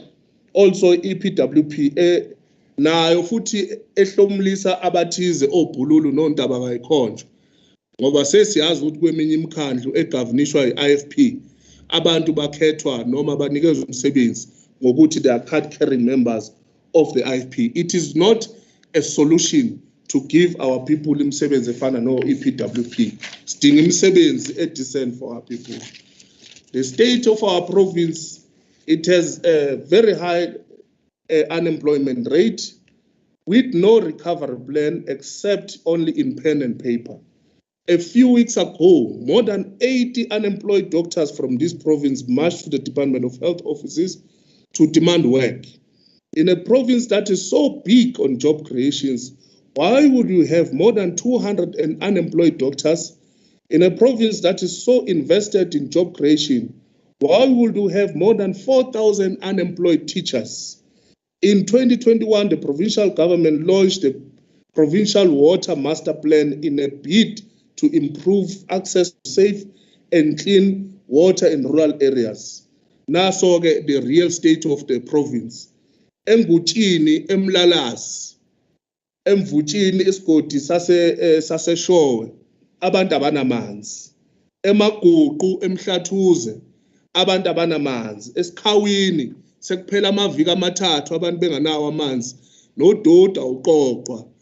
Egama lakhe abantu abanawo amanzi. Izikolo sikhuluma nje azinawo amanzi, ibhedlela azinawo amanzi. Abantu basemakhaya basaphuza amanzi, bayiphuza neinkomo. You must you IFP and the ANC, you must be ashamed because you are the ones who are governing in most parts of this province. We have people like Ngonyameni, Mlas. Those people have not had water for 4 years now. That what is under the ANC government. We have people of Ugu, Utugela, who also were struggling. Bethesda Hospital in Umkhanyakude. There is no water supply for over 5 years. Every year, the provincial government launches crime combating programs and injects a lot of money towards crime fighting. But the real state of the province is that crime continues to ravage our communities, despite all these programs, which makes one wonder, iyaphi imali. Isifundazwe sethu kukampunze Dlamini, abantu babulawa mihla namalanga, okubulawa nephakathi kwabo osopolitiki nabaholi bomdabu. Siyavumelana nesilo, sizolihlaba ikhwelo ukuthi akulwisane nazi sisihlavu. Kepha siyazi ukuthi ngo-2016 there was a Murana Commission of Inquiry, which speaks into detail and gave us the recommendations. But those resolutions and those recommendations, they remain unimplemented. Siya okhethwe manje simo simanzonzo. Siyafisa ukuthi kuhlaba ikhwelo kuyiphathi mandla kunye nalabo abasemagunyeni ukuthi bazivikele ngoba sizobe sisabalele kulo lonke izwe siqinisekise ukuthi siyawukhipha uhulumeni onganyelwa uhulumeni wabantu ongabakhathalela abantu bakithi baseNingizimu Afrika.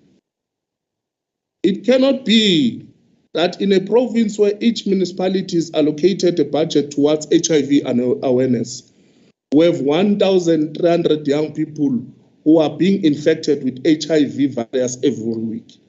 Omasipala banikezwa imali, ikhungo zahulumeni zinikezwa imali ukufundisa abantu mayelana nesifo sentsholongwane. Kepha kubonakala izibalo zinyuka kakhulu emisini of health. Siyafisa ukuthi siqonde kahle ukuthi imiphi imisebenzi ezokwenziwa noma yiziphi inhlelo ezikhona ukuqinisekisa ukuthi siyalisana nalesi sifo manje sentsholongwane esibonakala sidlanga.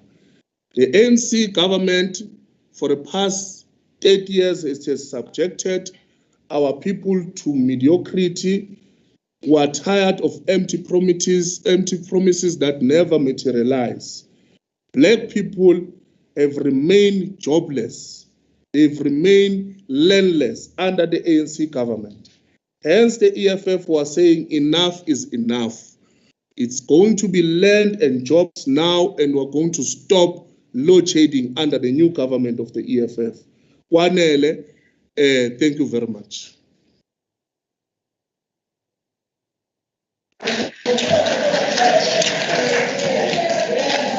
The next speaker for 4 minutes is the Honorable CM Shinga of the NFP.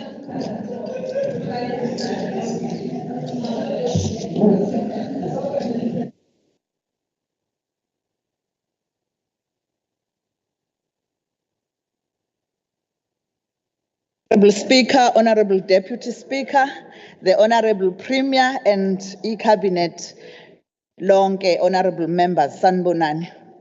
The NFP expected the Honorable Premier to unpack more on the plans and strategies to address our regressing economy and more about job creation. Instead, the speech is giving the citizen of KZN an incorrect sense of accomplishment and a rather unclear strategy to address the water and energy crisis.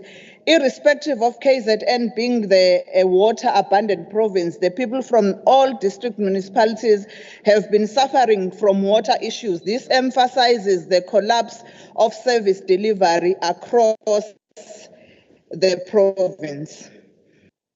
Honorable Speaker, crime is a major problem for KZN residents with high rates of criminal activity in some locations. There are 23 daily rapes, 18 daily killings and 21 daily attempted murders in our province. While Plesisle SAPS recorded the most cases of robbery and burglary, Inanda SAPS recorded the highest number of recorded murders. Umlazi SAPS recorded the highest number of attempted murders. Mountain Rise recorded about 60% increase in the number of cases open for attempted murders, propelling it to be the 10th position nationwide. This proves how much our SAPS is failing to fight and combat crime despite the 4,000 new police officers. The Honorable Premier, in a speech last year, made a call to private companies to provide panic buttons linked from household to police stations, body cams and crime fighting drones. However, the Honorable Premier failed to provide an update on that. Resourcing the police should not be focusing on human resources, but also fleet of vehicles, equipment, gadgets, etc. While it is important to acknowledge that the province produced the highest number of distinctions in the country and placed overall second, the NFP expected the Honorable Premier to have provided us with the plans and strategies to implement program to skill or train the matriculants that will not be going to universities and colleges and the learners that did not do well in their exams. The Premier did not provide us with a plan or strategy to support the boys that fail to sit for exams and fail to complete matric as they are affected by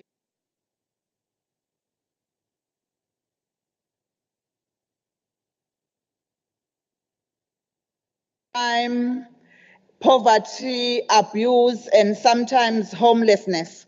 Load shedding is certainly a very serious problem to South Africa's economic growth. Among KZN's most pressing disinvestment problems are load shedding and water disruptions, which inflict immense hardship.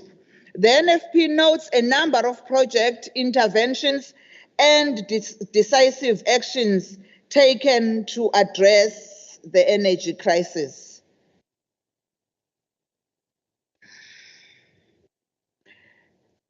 Honorable Speaker, KZN continues to have high unemployment rate, especially for young people and communities that are economically disadvantaged.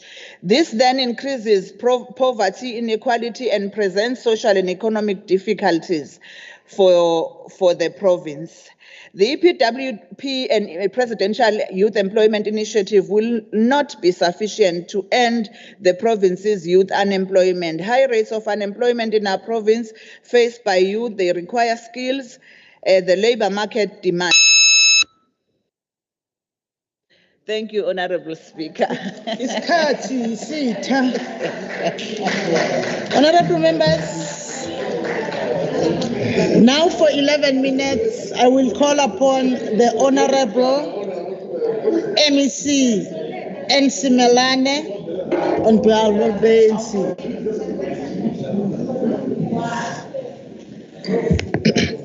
Ngiyabonga kakhulu Somlomo, ngibingelela kuwe. Ngibingelele ubuholi bukaKhongolose buholwa usihlalo ubaba uDuma. Ngibingelele kundunankulu osiholayo kule Executive Council and ngibingelele nama members onke. Speaker, it is a great honor for me today to stand in this august house representing the African National Congress to engage with state of the province debate. Once again, siyabonga kakhulu dadewethu uPremier umama uNomsatu Bencube ngomhlahlandlela osinike wona izolo ngesikhathi uthula i-State of the Province address. Ngempela abantu bakwaZulu-Natal bayajabula ukuthi you were able to reflect on the journey of democracy or 30 years of democracy in this province. Of course, ke eyethu ayiwona 30 years njenge-province yakwaZulu-Natal ngoba safika late siyi-province kwi-democracy safika ngo-2004 kodwa indeed we did catch up. Kuzoba buhlungu ke kontaba kayikhonjwa ngoba abalithanda iqiniso, abakuthanda ukukhunjuzwa. Ngiyezwa nje umhlonishwa uGwala ethi ngo-1994 bakhethwa. Cha, siyazi ukuthi ngo-1994 basirobha njenge-ANC KwaZulu-Natal. Kodwa ubaba uMandela ngoba engumholi wehla weze eprovinsini wathi ayiyekwe ngoba sine evidence yokuthi inkatha irobhe kanjani. So abangahambi ke bejabula nalowo 20 years abazipha wona ngoba ibona abazipha akukho abakwenza okutheni. Kodwa ke kulungile phela ngoba sesafika kulesikhathi esifike kusona. We appreciate ukuthi uANC usifikise lana nabantu beprovince yakwaZulu-Natal bayak-appreciate lokho. Before ngena kwi-budget kwi-debate yami ngifisa ukuphendula nje kancane lapha kumhlonishwa uThwala. Ngibonge umhlonishwa uThwala Somlomo ukuthi useyabona naye ukuthi ama-partners abo in crime okuyinkatha uma ngabe beyoqasha komasipala baqasha ngekhadi kanti kufuna uveze ikhadi lokuthi uyabelonga yini to the IFP before beqasha. Kade sasisho leyo nto sithi they abuse power bengasikholwa. Uyayikhuluma ke indaba yo increase uyakhuluma indaba yokuthi there are 200 and something unemployed doctors in the province okuyiqiniso Somlomo. Kodwa ukube umhlonishwa uThwala uya attend the legislature ukube umhlonishwa uThwala Speaker. Honorable Simelane, I think there's someone calling at the back. Identify yourself, Honorable Member Vezubuso. It's Honorable Twala. What? Imanike, my honorables. What rule are you rising on? I'm rising on room 50. Manini, ndizaqhubeka njani nindoqhuma because i-connectivity kula hotela kuyo ayiminza ndingamva kakuhle. Xa nindoqhuma ndiza ngamva njani malunga ahloniphekile. Honorable Speaker. Bambe siya ku rule 50 ngoku. There's no crime. That's why. No. Honorable Twala.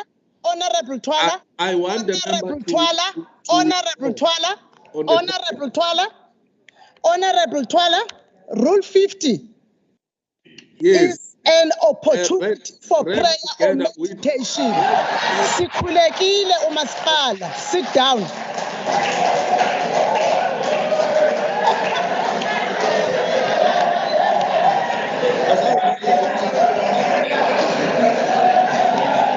Honorable Simelane.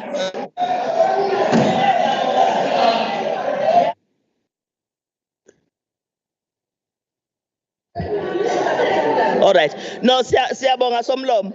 ufanele honorable Thwala ukufuna ithuba lokuthandaza vele akayena umuntu ozayo emsebenzini.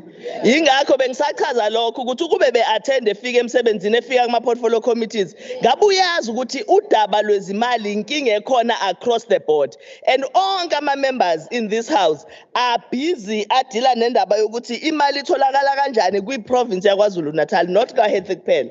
And it's a global thing esibhekene nayo. Kodwa ke phela ngoba uhola mahhala ehlele ekhaya njengoba esehotela namanje sizothini wazalwe mbethe. Somlomo ngiyafisa ukuqala ngokuthi umongameli we-ANC ubaba uCyril Ramaphosa ngomgqibelo kwi-manifesto launch le ebinama overflow awu-6 ibibanjwe eHerigwala eMoses Mabhida Stadium yane overflow esePeople's Park kwane overflow esedolobheni ngoba bekuthengwa wonke umuntu lapho kwane overflow esemamall ngoba abantu bebegcwele emamall sagcina sesiyofika olwandle ngendlela ebesibaningi ngayo kwacaca ukuthi ayisekho enye indawo yokuthi abantu ababe khona. Uthi ke umongameli kuleyo manifesto launch bebelalele by the way nalaba kade besolwandle ngoba bebezwa.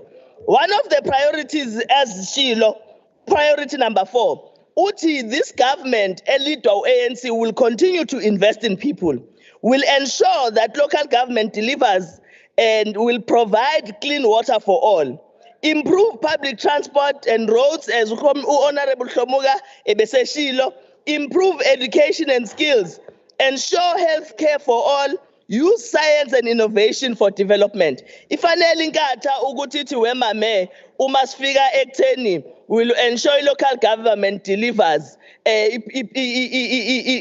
clean audit and everything else ngoba bayazi ukuthi vele bona imali nayifika kubona bayayitshontsha bahambe bayokhankasa ngayo bayothenga amakhansela. So I'm not surprised ukuthi they are the first ones to comment.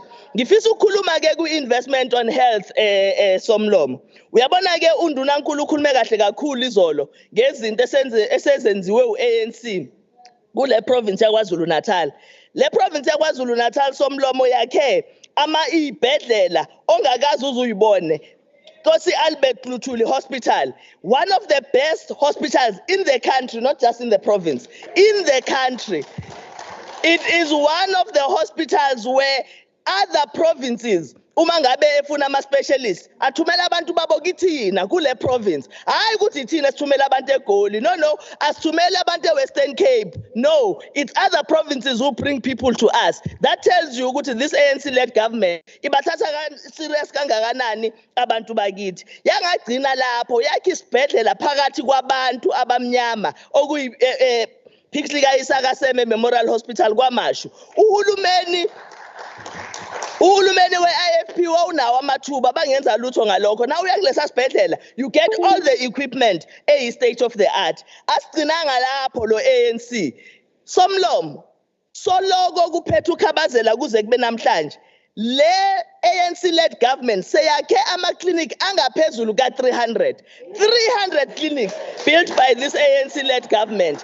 Babekuphi ontaba kayikhonjwa laba bathi bona bakwazi ukuphatha kangcono ababephethe for 29 years from 1975 to 2004 bephethe lana kodwa bakaze benze lutho. 300 clinics that were built.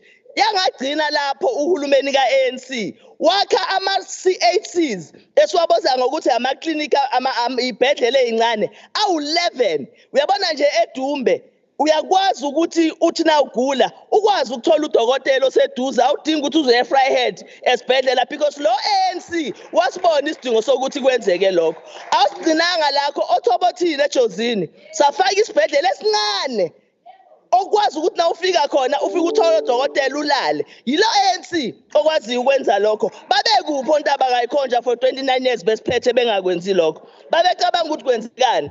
Ngizwile nje umhlonishwa uGwalethi babakhe izindlu angizazi lezi zindlu azishoyo bazakhaphi. Kodwa siyaqhubeka sakha ama-clinics awu-11 kulonyaka nje kuphela 11 clinics that we are building. We are building i-CHC eMtubatuba because umeya uNcamphalala wayicela leso sibhedlela leso. Siyasakha-ke kumanje njengoba siqhubeka. Sinodokotela asebekwazi ukuvakashela ema-clinics Yengekho leso sikhathi, yengekho leyo nto ngesikhathi kuphethe inkatha. Odokotela bethu bavakashela emakliniki manje abantu bakithi babona odokotela in clinics. Nani kuphi ngesikhathi kwenzeka lokho?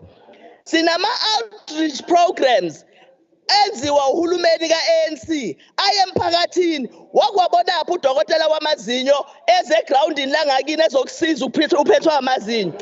Wake wabona apho udokotela wamehlo ezegroundini langakini afika kupopole akunika ibuko mahala. Babekhona onto abangakhonja bakaze bayicabange leyo nto.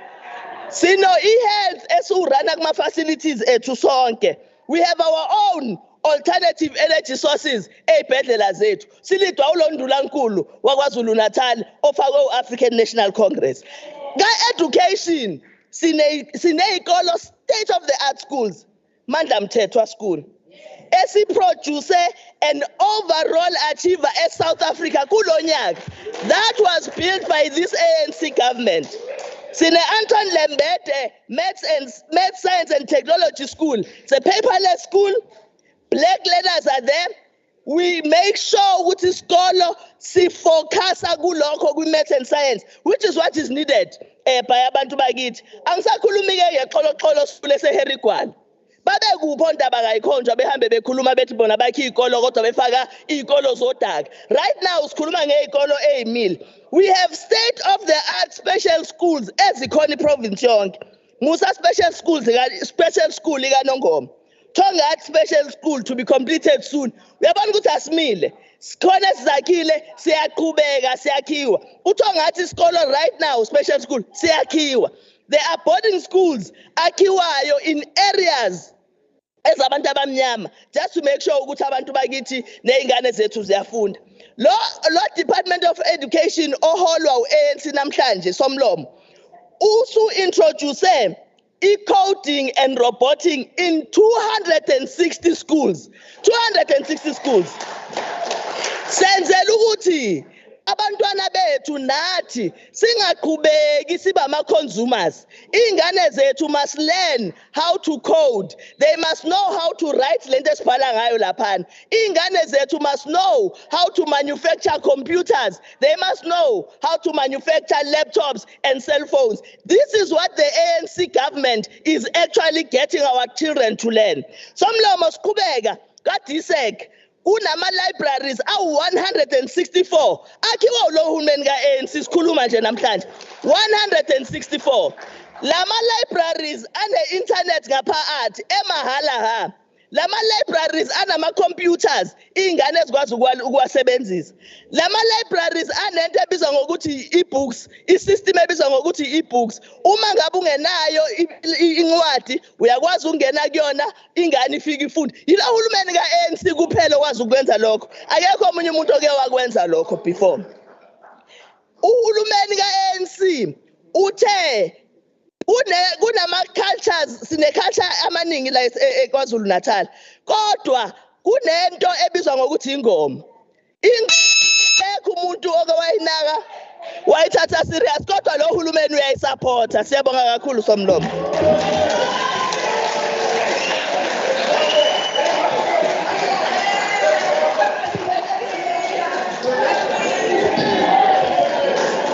Thank you very much,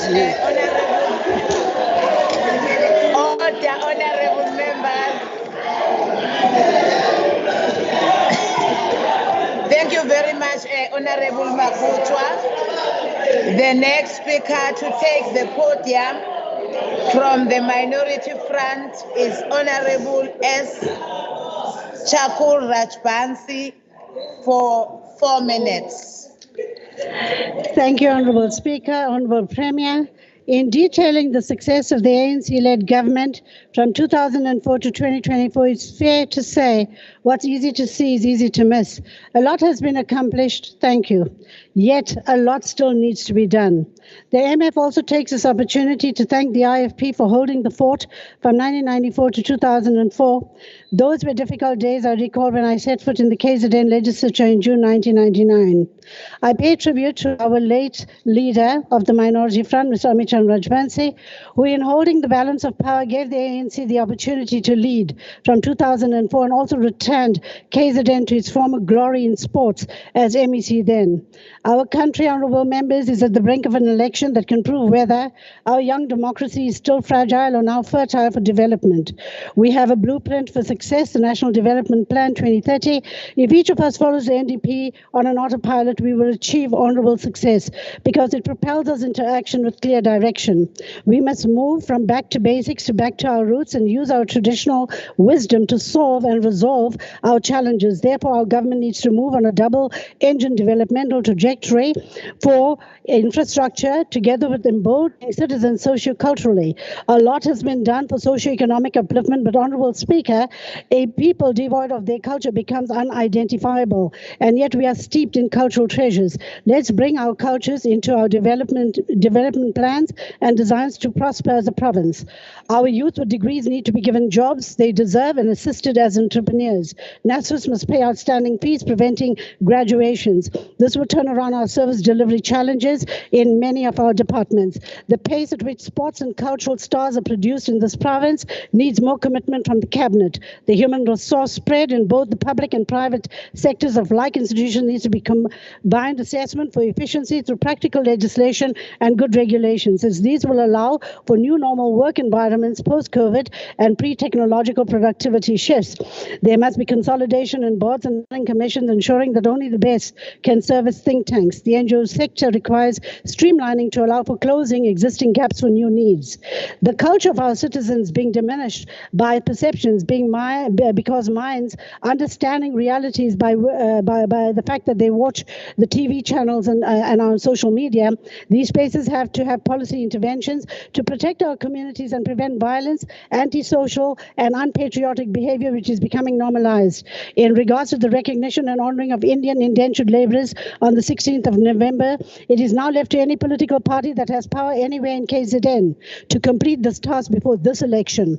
The work of the 7th term of Parliament should heavily focus on empowering MPLs on practical amendments to weak laws and good regulation making. We've done a lot of monitoring, but we must move to assessments to bring changes. I have served the people of KZN for 25 years, being an active member of the Legislature, Honourable Speaker. I take this opportunity to thank everyone I've worked with in this Legislature. We cannot predict the future, as I have learned the hardest way on the 1st of November 2022.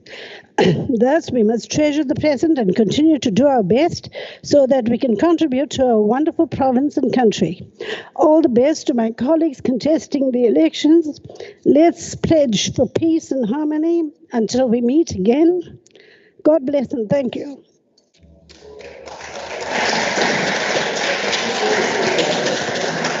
Thank you very much, Honorable Rajbans. The next member to debate on behalf of the ATM, it's Honorable M.E. Phakathi for 4 minutes.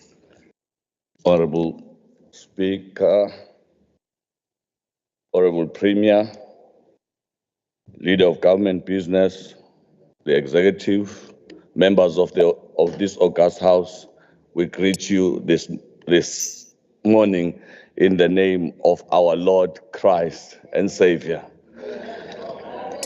Honorable Premier, yesterday you touched on spiritual leaders. Ngifuna ukuqala apha inkulumo yami.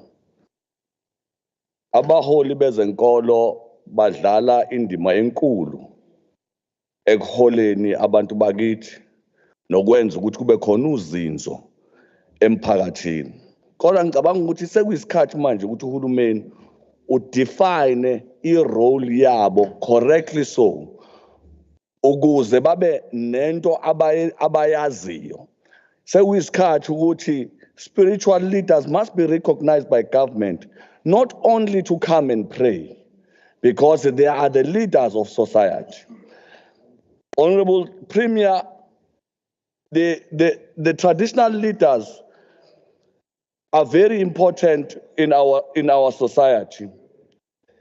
And it is important that we redefine their role so that kuzophela ukuxabana kwamakhansela namakhosi eindaweni zamakhosi. Ngoba indawo ezamakhosi. So we need to redefine so that our government uzoraneka smooth. We need to redefine i-role yamakhosi, i-role yamakhansela eindaweni zamakhansela.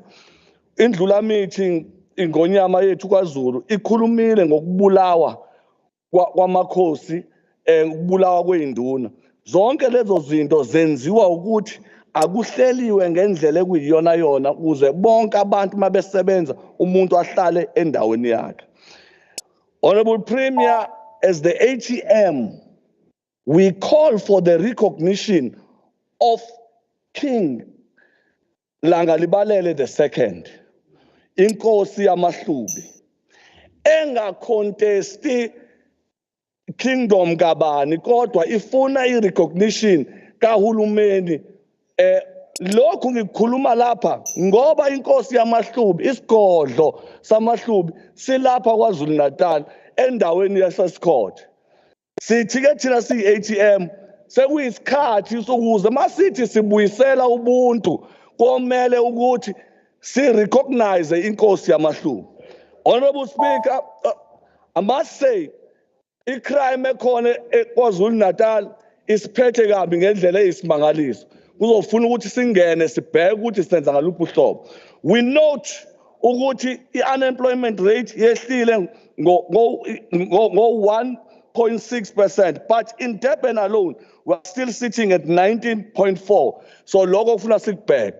Asibuye futhi sikhana ngento yamanzi, sake sathi ikhulumile before ukuthi amanzi kufuna kwenziwe i-audit yalama dams. Lama dams are still privately owned. Kumele makathathwe because the problem is not only the backwater. Kunamanzi ahlele ebantwini asingakwazi ukwa-accessa lawo manzi. Noma infrastructure has aged, kodwa nawo lawa manzi abenga-assista ukuthi amanzi afinyelele ebantwini bakithi. I thank you.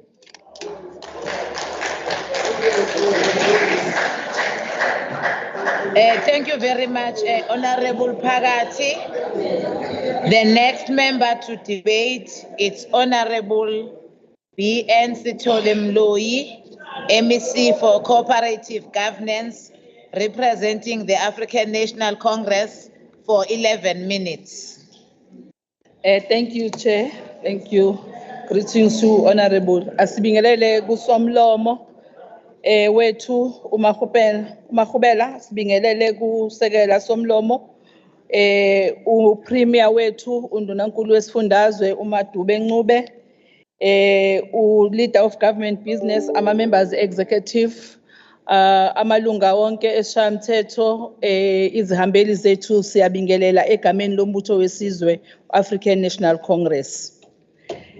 Ngimi lapha ke ngimiswe ukuba ngithunyiwe umbutho wesizwe uba ngizokhuluma ngezindaba ezinhle ezibuyisa ithemba nezakha isizwe kuba siye phambili. Ngoba lo mbutho iwona kuphela unamandla okwenza izinto bazenzeke. Sithanda ngokuqala ngokuthi ke sibonge ukuthi undunankulu izolo mayikhuluma ukhuluma wageqa amagula echaza ukuthi sivelaphi, echaza nezinto ezinhle isizwe sakithi esizihlomulile ngenxa yokuba bakhethe kahle bakhethe uAfrican National Congress. Basazoqhubeka ke ndunankulu ngibabonile beshaya ihlombe bejabulile. Nabasemakhaya bajabulile ukuthi hayi ukhongolo suyibambile. Sisazoqhubeka nje senza imisebenzi emihle. Sifisa ukusho ukuthi ke njengoba sila siyenanele kakhulu nathi njengabaphathiswa abanikezwe imisebenzi, inkulumo yakho siyokhuluma ngayo senabe lokho sithume kona uma sekuyisikhathi sethu sokukhuluma ngezimali nama-budget ethu nama-program ethu esinawo kuma-department. Honorable members, when this ANC-led government took over the province 2 decades ago, most of our people, particularly in rural areas, could not only dream about access to clean water. It is this ANC-led government that introduced massive water schemes and constructed dams to increase the provision of clean water. Kwakungakhulunywa ke ngamanzi ahlanzekile wakhulunywa ngokuthi sonke siyophuza kanye neinkomo kungekho futhi nanokuthi kukhulunywe nangogesi ngoba kwakuthi ugesi uzoxhopha inkomo. Uma kwakwenzeke ngalezi ayikhathi ngabe kuncane kakhulu esikhuluma ngakho nesiqophisana ngakho kulesishaya mthetho ngabe siyakwazi ukukhuluma sithi kuloko kwakwenzekile nathi sesiyangeza kona. Kodwa mangilalela kahle sonke la kumunye kuphela nje umuntu oshawayo la u-African National Congress ukuthi wenzelani waba nombele ogwansile ngoba ukwazi ukuncelisa bonke abantu ngoba laba abanye babengazona izinsengwakazi babekade behlupha beziqala bengakwazi ukunikeza abantu bakithi izinto ezifanelekile. Sikhuluma namhlanje simi la sizothi abantu bakwaZulu-Natal abakwazi ukuthi babe namanzi bakwazi ukuphuza amanzi bawu 84.8%. Akulona-ke into esiyixoxayo lena siyifihle ngaphansi kwamatafula. Abasebekwazi ukuba nezindlu zangasese ezihlelelekile kulesi sifundazwe sakwaZulu-Natal bawu 81.2%. Abantu asebekwazi ukuthi bakhanyisa ugesi bawukhanyise ngisho behlele endlini noma ngabe yahlobo luni noma ngabe yodaka noma bahleli kuphi bawu 92.8%. Kusho ukuthi-ke mukhulu umsebenzi owenziwe ilo hulumeni obusayo noma ngabe awuthandi kodwa vele akukho sokaladla kahle imbangikhala. Nenza kahle nizikhalele ngoba niyabona ukuthi ewunamosha ithuba nanikiwe ngaphambilini nangabe wenashaya naqinisa ngabe kungcono kunalokho. Sikhuluma lana umongameli ngonyaka odlule ngoNovember ubela masikhuluma ngamanzi makuya ngokuthi ayikho iplan sinayo iplan. Mongameli ubeye lapha emkhanya kude ngoba kuphethwe African National Congress emkhanya kude owaziyo ukuthi abantu abangama Water Service Authority ama district.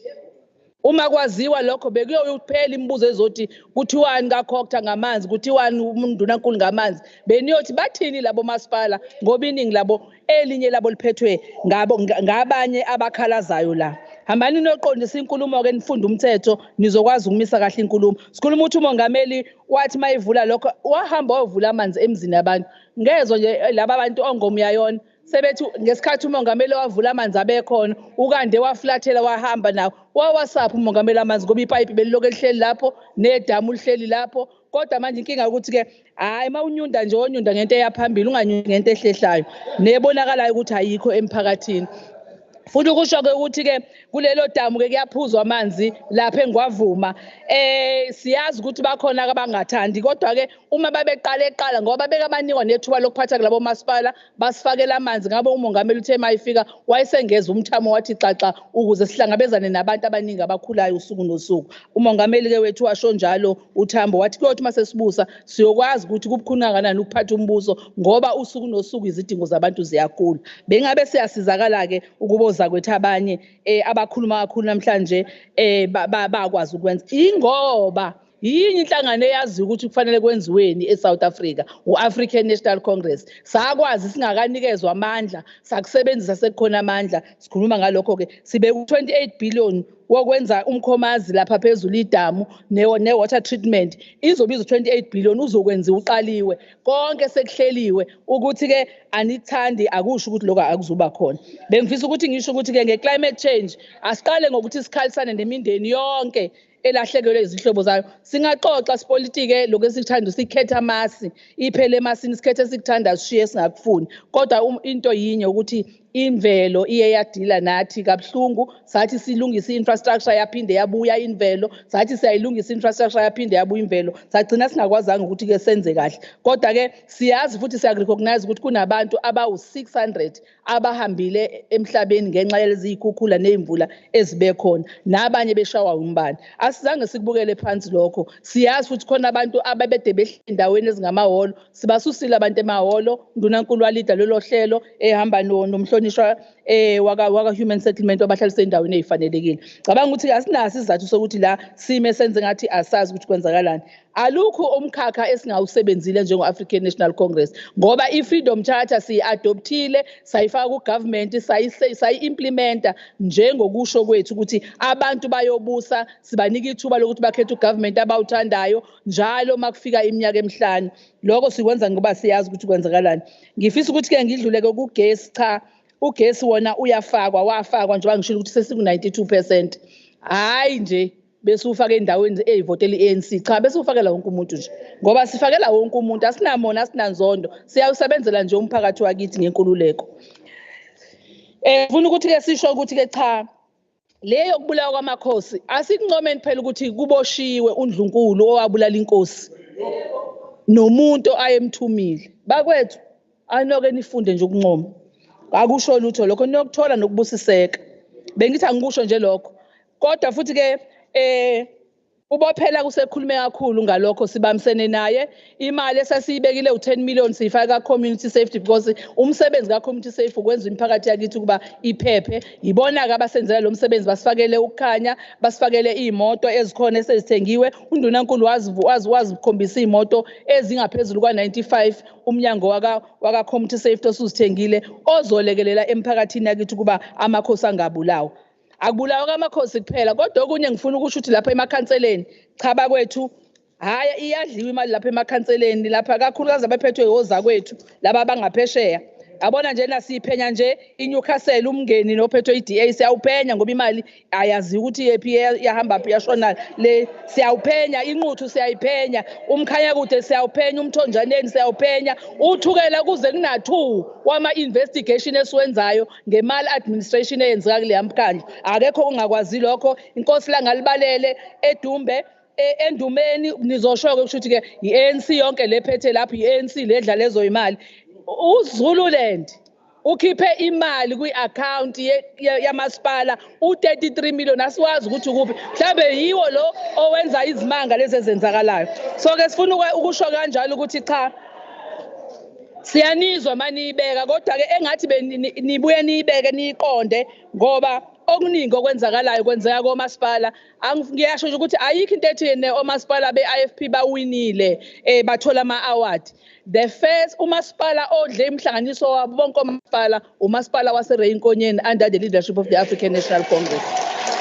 Okwesibili umasipala obuphuma onumber 1 kwaze wathola ama-trophy awu4 umasipala wasemkhambathini ophethwe African National Congress akuwona wodwa. I can go to town and account for that because lama awards are not meant ukuthi kuzoqhoshelana ngawo kodwa are meant to bring good governance, are also meant to bring stability in those municipalities. Sengivala somlomo ngiyafuna ukuthi ngisho ukuthi enye insakavukele esinayo ile yokuthengwa kwamakhansela ngenxa ukuthi sisiphansi kwecoalition and as ugovernment ANC siyakulungisa futhi lokho sesinayo indlela yokuthi asingarojwa lapha emhlathuze sarojwa njengo-African National Congress kwathi ngenxa ukuthi amakhansela ANC aphumile basola bayikhethela abantu babathandayo bancisha manje bayamvala u-African National Congress bayasuka bayo-undermine usection 12 ukuthi u-MEC ovumela ukuthi ayihlengahlengiswe i-ESCO bavele bayihlengahlengiswa. Ngiyasaba ukuthi ngoba phela manje fanele ngiyobakhipha ngibanikeze into ethi-ke abakhokhe yonke le mali abayithathile bavala abanye bangabaniki manje-ke akekho ozoma lapha athi kuhamba kahle ngakubo akuhanjwa kahle ngakuphi. Amakhosi siwaphethe kahle siholela induna sayibuyisela i-payback yabo from 2013 to 2016 sangagcina lapho onobhala bamakhosi sabakhubulela from 1,600 to 8,000 a month every month sangagcina lapho sathenga ama-laptop awo bonke onobhala bamakhosi abawu-304 kanye namakhadi e-network ama-3G card. Kusho ukuthi-ke intuthuko bayibona ngamehlo lapho behlala khona emakhaya.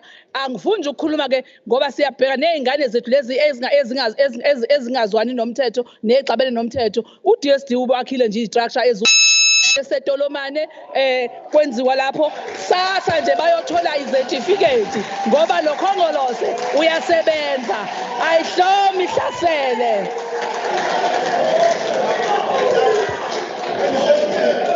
Thank you very much. Thank you very much, Honorable Stole Muloi. The next member to take the podium, it's supposed to be the ACDP, which we had an apology, and Honorable Shinga is going to stand in for ACDP for 4 minutes. ACDP SOPA debate, February 2024. Greetings to Madam Speaker and all protocol observed in the name of Jesus Christ. From the Premier's speech, she mentioned that 85% of KwaZulu-Natal people have access to piped tap water. ACDP disagree with that, Honorable Premier. In areas like Umkhanyakude, Nongoma, Umfolozi, to cite the few, there is water crisis as we speak. At Umkhanyakude, 85% pipes of water are underground and very few communities with tap water. Since post-1994, local government entities have faced several challenges in meeting their water mandates. That is why municipalities are using water tankers to feed communities because KZN is short of tap water. In terms of digital transformation and ICT, the strategy is to help government. This strategy is to help government, citizens, and businesses. According to the Premier, 3,875 youth trained in 4 districts, 18 people opened businesses, etc. According to the ACDP, this achievement is not enough since 2020 up to 2024. Next year, 2025, this program should be on integration stage. If you look, KZN is in priority number 2 instead of priority number 5. The plan is poorly managed. Thank you, Premier, for supporting schools with tablets, but is it an omission that Umkhanyakude is not there in a list of districts or commission? Thank you for presenting good matric results to us. We congratulate the Department of Education and whole province of KwaZulu-Natal. Premier, what is your take about the number of youth who have left high school without completing matric, including those who failed and not entered TVET colleges and adult learning centers? As from now,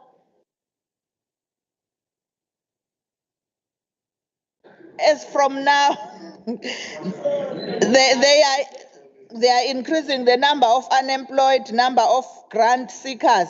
About 44% of this youth live in households receiving social grants, and although 63% of households are in urban areas, rates of access to electricity and water are only 78%, using a poverty line of only 534 per capita per month. Something must be done. Thank you, Madam Speaker. Honorable S.E. Manqele.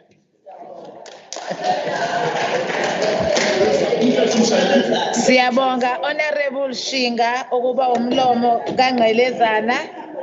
The next speaker representing the Democratic Alliance is Honorable F.A. Rogers for 6 minutes. Thank you very much, Madam Chair. Madam Chair, let me correct some misinformation that's been peddled here. Honourable Guluza was referring to the AG's report and referred to Umgani. Well, if you look at the wasteful expenditure in Umgani in the AG's report, it's 5,500 Rand.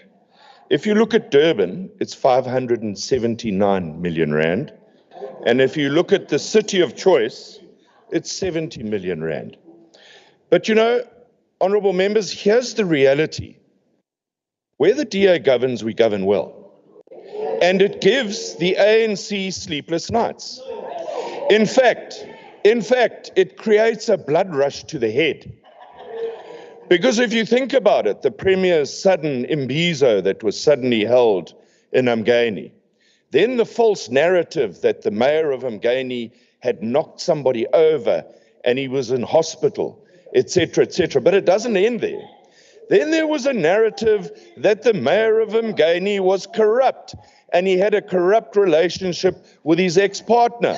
Again, the ANC had a blood rush to the head, and Papas is corrupt and the DA is corrupt. But you see, here's the reality. There's only one racist organization in this House, and it's the ANC. Because it's the ANC that refers to the mayor as that little white boy, and we will deal with him. So, here you go. Here, the proof's in the pudding. I have a letter here signed by MEC Sotoli Moloi. I think it's her signature, not her husband's.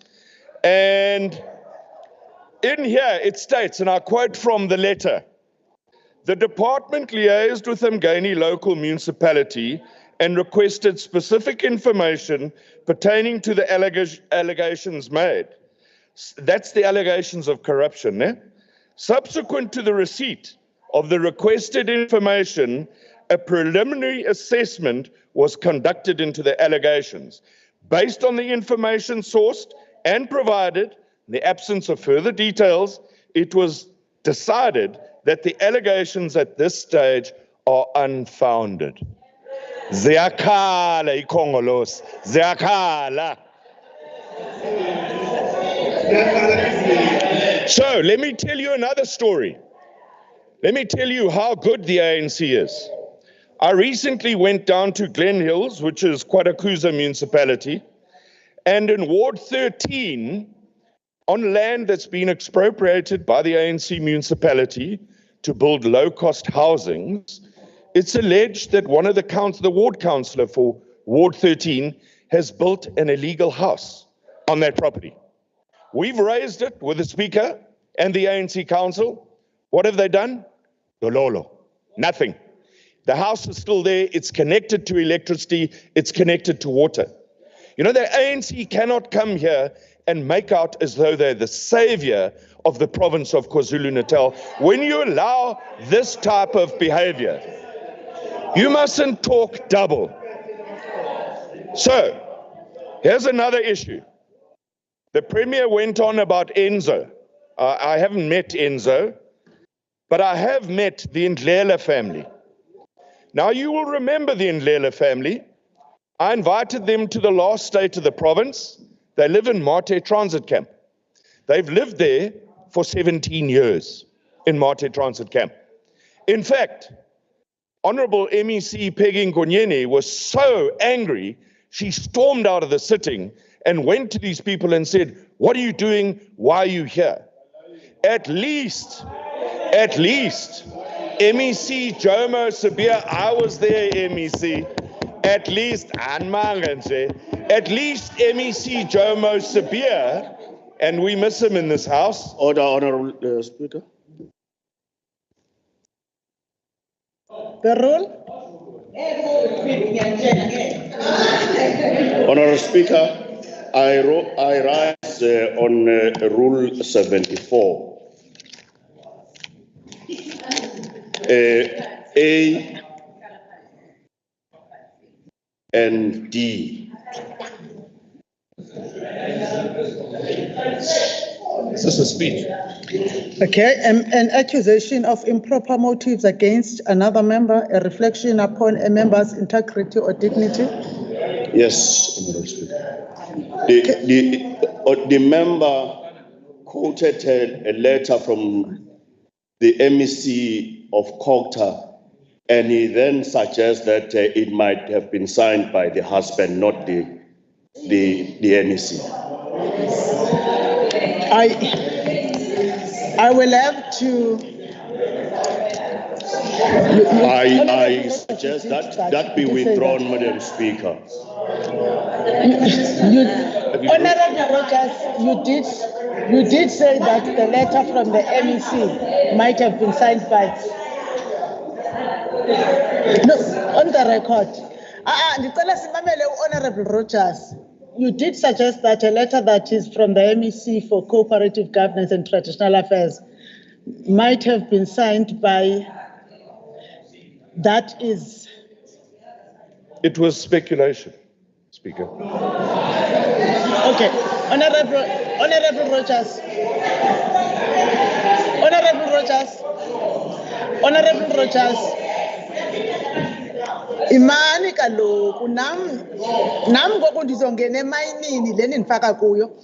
Honorable Rogers, speculate like that means that you think the MEC has an audacity to take the work that he have taken an oath of office to do and give to someone, and you admit that it's speculation, you have no evidence of that. Therefore, that is offensive and is improper in terms of the rule. Apologize to the MEC and to the House and withdraw that unconditionally. I'll check the signature again. Madam Speaker, I apologize to the MEC and to her husband, and I withdraw. That part that you said you will check the signature again, it's something that you are saying to me now. All right, I won't check the signature. No, withdraw that thing. Withdraw that thing. I withdraw, Speaker. Thank you so much, Honorable Rogers. Honorable members, let's continue. So, Madam Speaker, to go back to the transit camp issue, the previous Premier of the province, Sihle Zigalala, had promised us that by 2026 there would be no transit camps left. Well, I don't believe that the ANC is going to be able to achieve that target because very little has changed in the city of eThekwini, and the Ndlela family still live in abject poverty. But I'm assuming, according to the Premier's debate yesterday, where only 12% of people live below the breadline, that they form part of the 12%. I wasn't quite certain of the figure that the Premier had put out there. But Madam Speaker, the reality is the province of KwaZulu-Natal needs honest, ethical, and capable leadership. And I'm afraid we have not seen that from the African National Congress. They are blinkered, they believe and peddle their own narratives, and it's not materializing in any fundamental change to address inequality and address unemployment and the various other challenges in our province. But everyone's grandstanded here today. So, 29th of May will give people of KwaZulu-Natal, including MK, the opportunity to vote for a new government. Ngiyabuleka.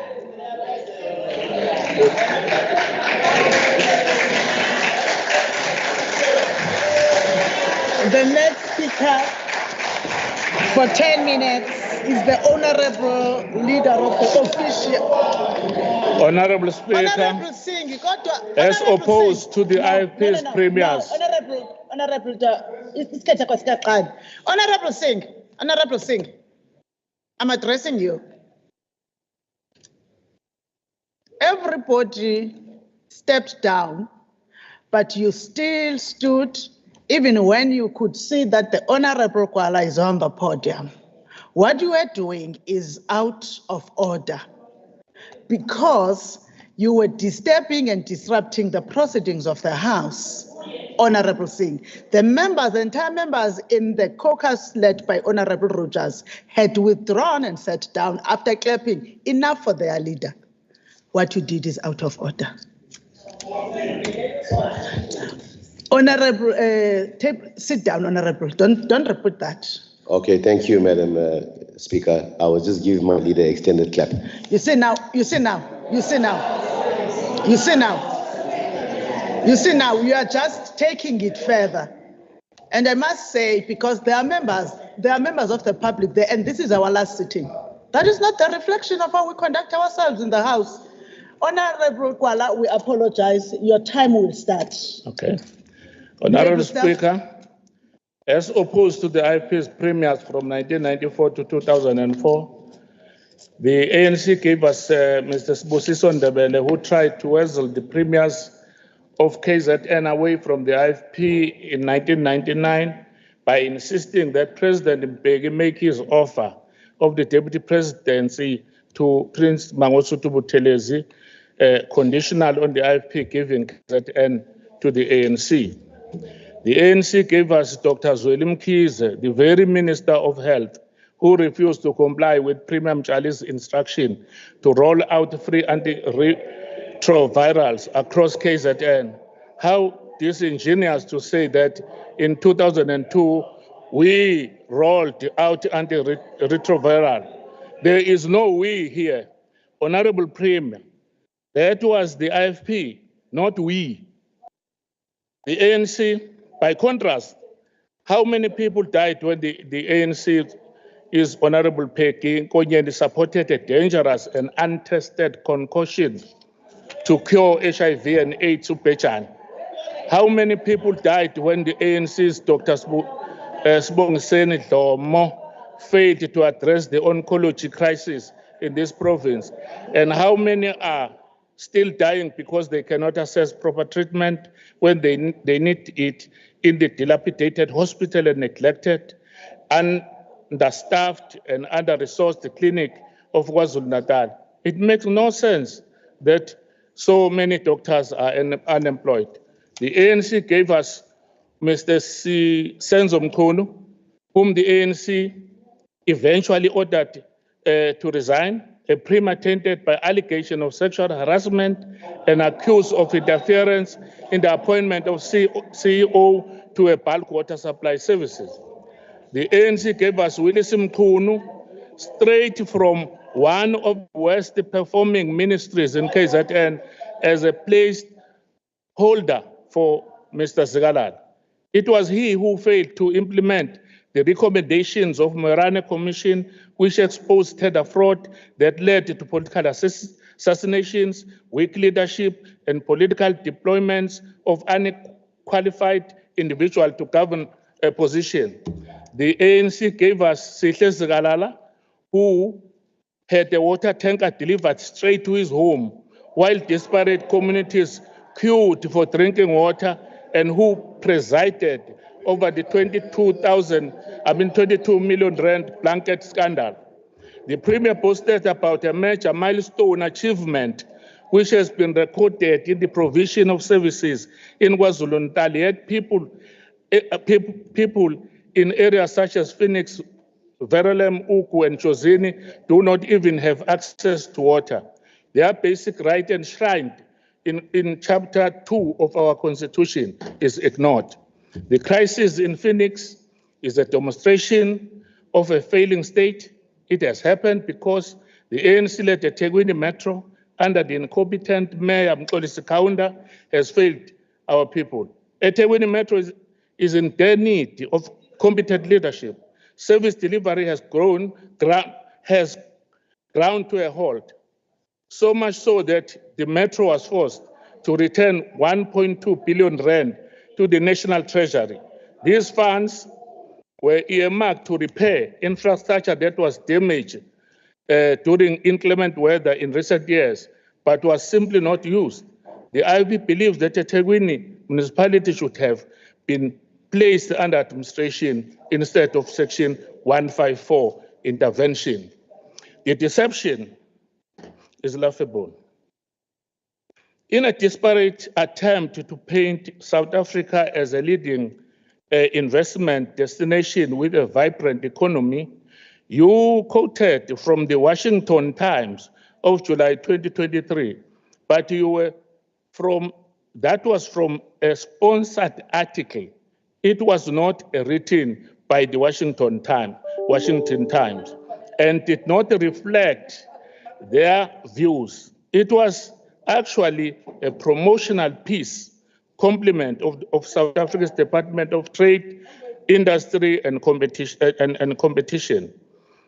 Citizens of KwaZulu-Natal and South Africa can't be misled continuously. Your provincial government always say, let's do more together to increase the pace to steal public funds. When President Cyril Ramaphosa signed Proclamation R130 of 2023 authorizing the SIU to investigate serious allegations of maladministration in the affairs of the Office of the Premier and the Director General, Dr. Nonhlanhla Mkhize, was arrested. We expected the Premier to read the Right Act to everybody, including her cabinet MECs, that she would not defend anyone involved, yet she remained silent. In 2019, Honorable Premier, you mentioned you were considering various options to conduct lifestyle audit. Are you still considering that even now. You have not released to the public the funding of the investigation to 2.1 billion rand KZN schools nutrition tender, which collapsed after it was awarded to Pasina Retail, which failed to deliver the bulk of items to pick up points. You have not released the report of the forensic investigation lodged into how more than 200 million rand allocated toward drought relief was squandered. You have not released a forensic report commissioned in 2012 by late former Agriculture MEC Meshach Hadebe after 60 million rand in taxpayers' money meant to assist emerging farmers in rural areas could not be accounted for. This investigation, which cost 10 million rand, was already completed in February 2014. You have not released a report into alleged irregularities and corruption in Umzikulu local municipality in KZN relating to the renovation of Umzimkulu Memorial Hall. These reports have been concealed since the tenure of the former KZN Premier Willis Mkhunu, and they speak to the rampant corruption in the office of the Premier. Housing. We still have, you are the boss, we still have people living in temporary shelters since being displaced by floods in April 2022. This despite the KZN Department of Human Settlement 4.3 billion rand budget for 23-24 financial year, and their promise that 13 parcels of land had been identified to build housing for flood victims. Over 7 years, the 130 million rand Umpai housing project in Otongati has managed to finish just 11 units. The Umzumbe Cluster C rural housing project was approved in 2014 with a budget allocation of 144 million to build 1,000 units. To date, only 539 houses have been completed with 91 million rand spent. There are countless examples of incompleted housing projects. In Nuku district, the Masineng Slang clearance in Ward 3 in Rem Konyeni municipality started way back in 2013, and where construction never even started on the Popoi housing project, phase 2 in Ward 20, despite 3 million rand being spent on planning in 2014. It is unacceptable when so many of KwaZulu-Natal's families still have no safe and decent housing. This government has failed to implement the recommendation contained in the Morane Commission. It has failed to eradicate illegal guns. We haven't presented here. It has failed to get the crime intelligence unit functioning as it should. How is this happening when the ANC-led provincial government has received a combined 100 million rand in contribution from various departments and provincial entities toward the fight against crime? We were led to believe by the KZN provincial government that the KZN Department of Community Safety and Liaison has been allocated 11.5 million rand for the proposed establishment of a community safety intervention unit for the protection of traditional leaders in KZN. So why do the matters continue? There is no political will to act. Inanda is now the murder capital of South Africa, closely followed by Umlazi and Wamash. Gun-toting, ruthless criminals have taken over, running this province with impunity. I thank you so much, Honorable Speaker.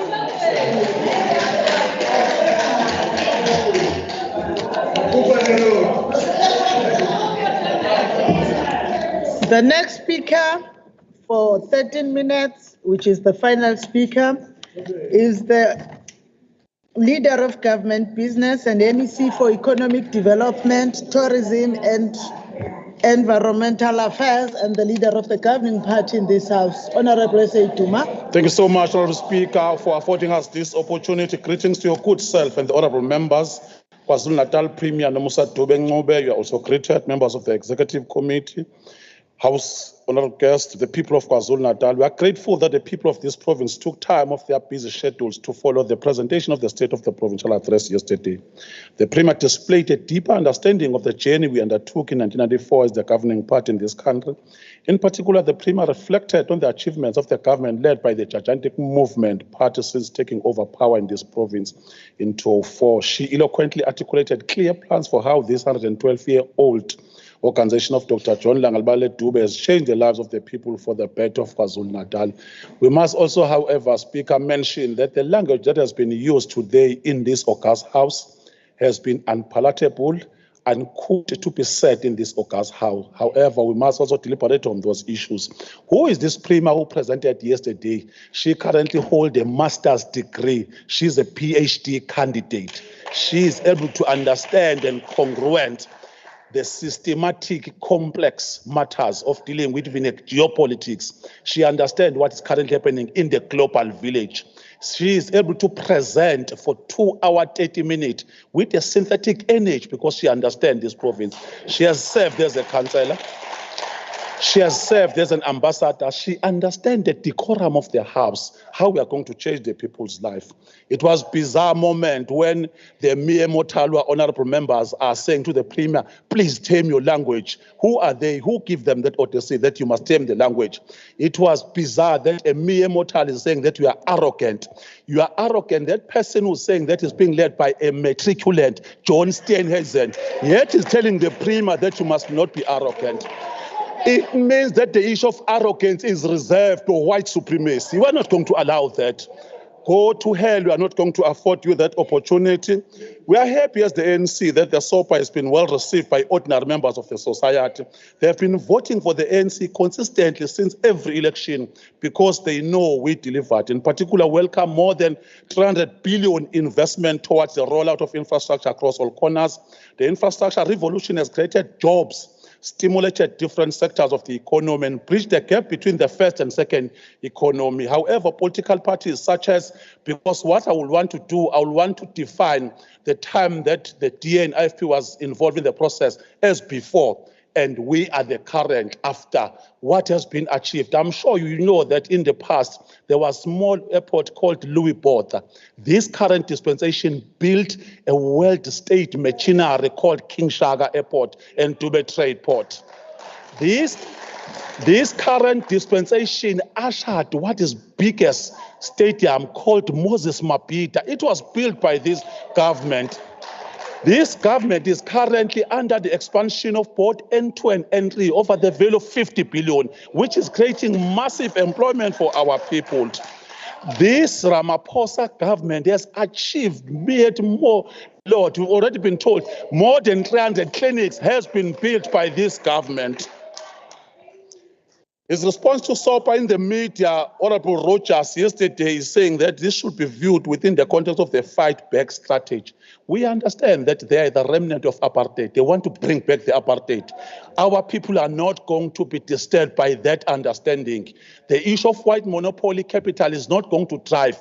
You could even hear her language these days is talking of an antagonistic nature of what has been bad in the past. Today is okay. It's on record stating that the DA wants to govern with the IFP, which we are comfortable, we don't have a problem. But you cannot just say that the economic recovery plan that has been rolled out in the province, it's something that you can't see. I must say, Honorable Speaker, one must disturb a bit. We're glad that Honorable Sojita is able to elevate that role of 7-something. But it's unfortunate, I think it's misogynist that an honorable member, because you are protected by the rules, you are casting the aspersion that her husband might be involved. You are a coward. Her husband is not in this house. And it's unfair. In fact, it shows that you think because automatically you have got a less of melanin, you can just say that. I think that's a suppression on our women. They are protected by the laws of this land. They fought for this democracy. They too deserve to be MECs. Because according to you don't think that she deserved to be the Premier, because to be the Premier or Premier, she's not deserved to be an MEC, because only a male figure must occupy an authority, not in this lifetime, not in this generation. The ANC liberated all these people. Honorable Duma, may you take your seat, please? Honorable Dr. Kika, what role are you rising on? Thank you for the opportunity, Madam Speaker. I'm rising on a point of order based on Rule 74, personal reflection on members and verbal abuse, and in particular an accusation of improper motives against another member. Okay, D. Let's start. You're saying personal reflection on members' verbal abuse on, so you are on 74 too. 74, 1A and D, Madam Speaker. Oh, so I heard wrong about verbal. Let's go, man. Let's go, sir. Honorable members, I crave your indulgence when I want to hear a matter that I have to rule on. On A and D, let's go. Yes, Madam Speaker, the Honorable Duma called the Honorable Rogers a coward. And other members are now repeating it. May I ask you to rule on that, because it is indeed a matter that pertains to this rule. Thank you very much. Honorable members, what we are doing, honorable members, on the right is out of order. Well out of order. When Honorable Duma, as I heard him, was in the point of debating what has been called to be out of order. So I understood it as a point of debate and characterization of something that was said to be out of order. Now,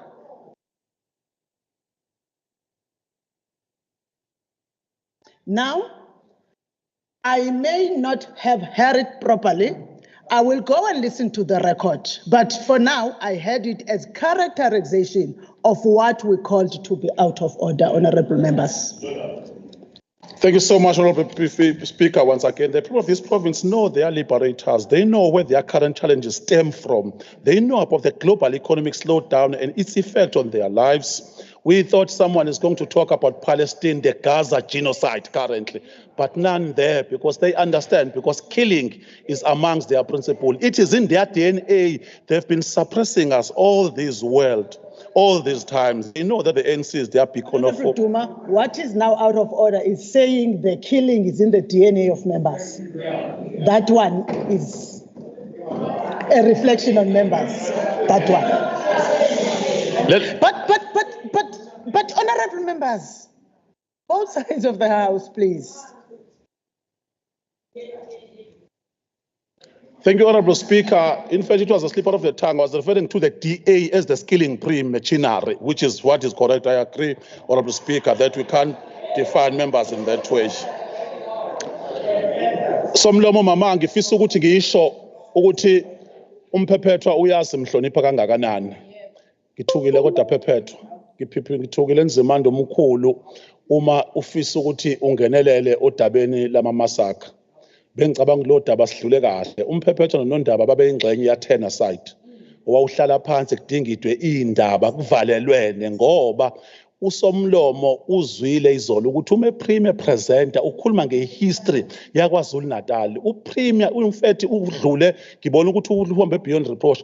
Uzo acknowledge oPremier abadlule bengeke ba acknowledge abe-IFP unfortunately. Kodwa ukwenzile ke nevertheless ukukhombisa ukuthi umatured kangakanani. Angijabona umuntu osystematic kangakanani uPremier. Kodwa uPremier useyaveza ukuthi KwaZulu-Natal history yakho ngeke iphele ngashongo lonto. Manje phephetwa ngiyathuka mosobala igameko ngoba unamafa futhi umuntu ohloniphwayo nomuntu ohloniphwayo and uwawenza umsebenzi omuhle. Ngiyafisa ukuthi singayibuyisele ngoba unodala uqa 10,000 enikeza ukuthi akabulawe. Ishobashoba nemasakha iyaziwa, umvuyani uyasho owaziwayo. All those things, actually the current leader of the IFP was in parliament. Wekade ingxenye yokukhomba iminyango yasongoyo ukuthi lo akabulawo, but we are not even entertaining those things anymore because we understand, we want to be particular ngoba siyazi ukuthi KwaZulu-Natal indaba yodlame ngeke kuze kube lula ukuyinqanda. So singacabanga ukuthi asiyikhulumeni siyibambeni ngoba ezinye izinto ningazisho asinayo inkinga nako, kodwa mase nikhuluma ngamamasaka zinikiyeke kwafa abandla nge7 days war, and those are not statistics. ubuholi bukaKhongolose sifuna sinitshela iqiniso ukuthi akukho engazange sikuyele ku-Truth Commission kodwa akukho lesahamba khona saphepheshwala sathi siyobula abantu abamnyama inhloso kwakukudefenda izwe labo babamkhulu sabuya lelizwe lakhululeka lonke sicabanga ukuthi sonke siyazolana ukuthi kwabulawa izingane zabafundi ongoye asifuni ngaso sonke isikhathi besidebate asibuyele kulona ngoba those are not statistics so siyanxenxa ukuthi cha lolu daba selikhulumeni kahle ngicabanga ukuthi kodwa nakhona ke futhi uphazamile emphephetho akaze sibe khona isimo where uPremier senzo umchunu wakaba involved kwi-sexual harassment ayireportwanga ndawo asikaze sizwe into enjalo so sicabanga ukuthi noma sithi noma besethiwa sekuyalwiswana asingangeni la kule podium senze into enjalo ngoba inhloso yethu basisho nje ukuthi elinye iqiniso phela ukuthi umphephetho amenze kahle kufanele usho ngenkathi kufika uMadiba kwaZulu-Natal uProvincial Secretary uComrade Senzo uComrade Sipho Gcabashe was going to be killed he was saved by umphephetho we must state those things and asisazikhulumi ngoba asifuni sibuyele emuva sicabanga ukuthi thina ukuthi njengamanje nisebhlweni obusha neDA asinankinga asisho to destroy what we have uKhongolose wabantu blossom when there is peace in the province of KwaZulu-Natal which is why we're able to procure 91 bakkies on top of what the machinery called subs have, the joint operation, so as to make sure ukuthi abantu bakithi baphephile, amakhosi aphephile, osopolitika babulawa. So asikwazi uma sesimeke le nkundla engathi siyaziyeka lo zinto ngoba zinenhleso yokuthi uma singazikhulumanga kahle zisuke zizosilimaza. Bengicabanga ukuthi abahlonishwa kuvumelekile thina ukuthi sithintane and I don't have a problem fundamental because the reality is that each time Honorable Rogers speaks, he thinks that he's a little bit above. Unfortunately, it's an ideology of the education system. They are told that everything that is black must be oppressed. Everything that is black must be suppressed, must be demonized. I think it's in their system. And unfortunately, that is why I thought that one was a little bit surprised because I'm always stating, in fact, it's in this house that Honorable Rogers is the leader. I don't define and characterize him as a racist, correct, as a racist honorable member. But I was shocked a bit when he diverted and attacked a direct personal, because there is nothing wrong in attacking the MEC. But on personal basis, it does not augur well, and it's something that we must also talk about. The reality is that Umgeni is going down the drain. Kodwa kuyaqashwa engathi into ekahle so kufanele sikhulume ngeke sikwazi ukuthi siyeke. Honorable Premier spoke about the having of investment in the former special economic zone of Richards Bay and Dube Trade Port. These zones have attracted combined investment exceeding 30 billion over the years. The people of this province have welcomed public and private partnership investment projects worth over 129 billion, Honorable Speaker. These have created over 339 jobs, as articulated by the Premier. What the DA of the IFP failed to understand is that by directing this investment to all corners of the province, we are addressing the legacies of apartheid. It is the same legacies that they want to preserve through their multi-party charter, Dubula Inyanga. Even after 30 years of our democracy, this flawed system of segregation has had serious implications for social and economic development. Ours is to embrace a holistic antenna of a development where our people are going to benefit. It's true, Honorable Speaker, the Premier spoke about the lengthy effort of addressing the energy crisis, which is why Richards Bay ITZ has been declared as the energy hub, which is going to contribute on the gas to power. As we speak, Mabasa has been approved on 750 megawatts. ESCOM has a 3,000 megawatts concentrate, which is going to assist this province. In fact, if ungabe uyakwazi ukubala ngabe uyabona ukuthi 750 megawatts ungakhava izwe elingangeNamibia, ukutshela ukuthi sobe sesiyakwazi ukulekelela ezinye izifundazwe, sikwazi ukulekelela ezinye indawo ukuze ukwazi ukuthi isizinda sesifundazwe sethu sibe kahle. Ziningi into ezenziwe lo hulumeni kaNdunankulu Madube Ncube ukwazile ukuthi uvuselele ipaza shop. More than 500 spaza shop will be revitalized through this effort. Into ezokwenza ukuthi umnotho wethu ukwazi ukuqina. The issue of bulk buying now is the time, even on issuing the soft loans, ukuthi sikwazi ukusebenzisa ukuthi abantu bakithi ukuze abakhiphe ekutheni baloke bethengisa ngeipaza zabo banikeze umnotho ukwazi ukuthi izimo zabo bakwazi ukuzenzela. We are glad, Honorable Premier, that you also spoke at length about Tesha Waya ngoba unemployment still a major crisis in our country. So sicabanga ukuthi kuyofanele sibambisane sonke. So siyafisa ukuthi kuyiqiniso ukuthi kuzofika isikhathi sokuthi akuhambe kuyokhankaswa. Kodwa ayikho into ethi asibulalane because sifuna ukuthi ke abanye babo bangase bangacross. Ama elections must be free, must be fair, and we are going to safeguard that process. And Honorable MEC Shomuga, through ComSafe, is going to entertain the concept of embracing all the spirit in ensuring that almost every ward in the province of KwaZulu-Natal are protected. Everyone is also protected in the process. Even the hotspot matter must be addressed so that isokwazi ukuthi senze kahle. Kuyiqiniso ukuthi abanye vele sebebuya ngezimoto ezindondozelayo lana. Uzobe usekhona ukhongolose uzoqhubeka phakathi ngoba abantu bamthembile, abantu bayazi ukuthi uyena kuphela oyithemba labo. Ziningi kakhulu izingane zidla mahhala ezikoleni, izingane ziyakwazi kuya nasezikoleni. Mayihlome.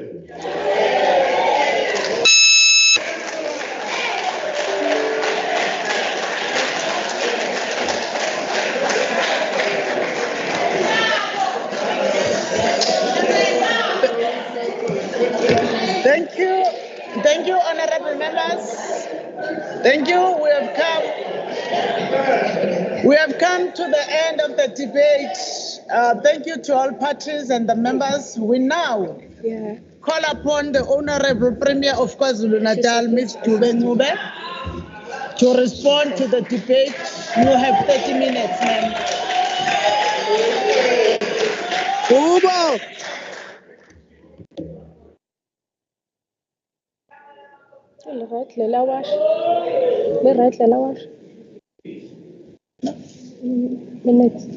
You have, Honorable Premier, Honorable Madlopa, you have 30 minutes, I said.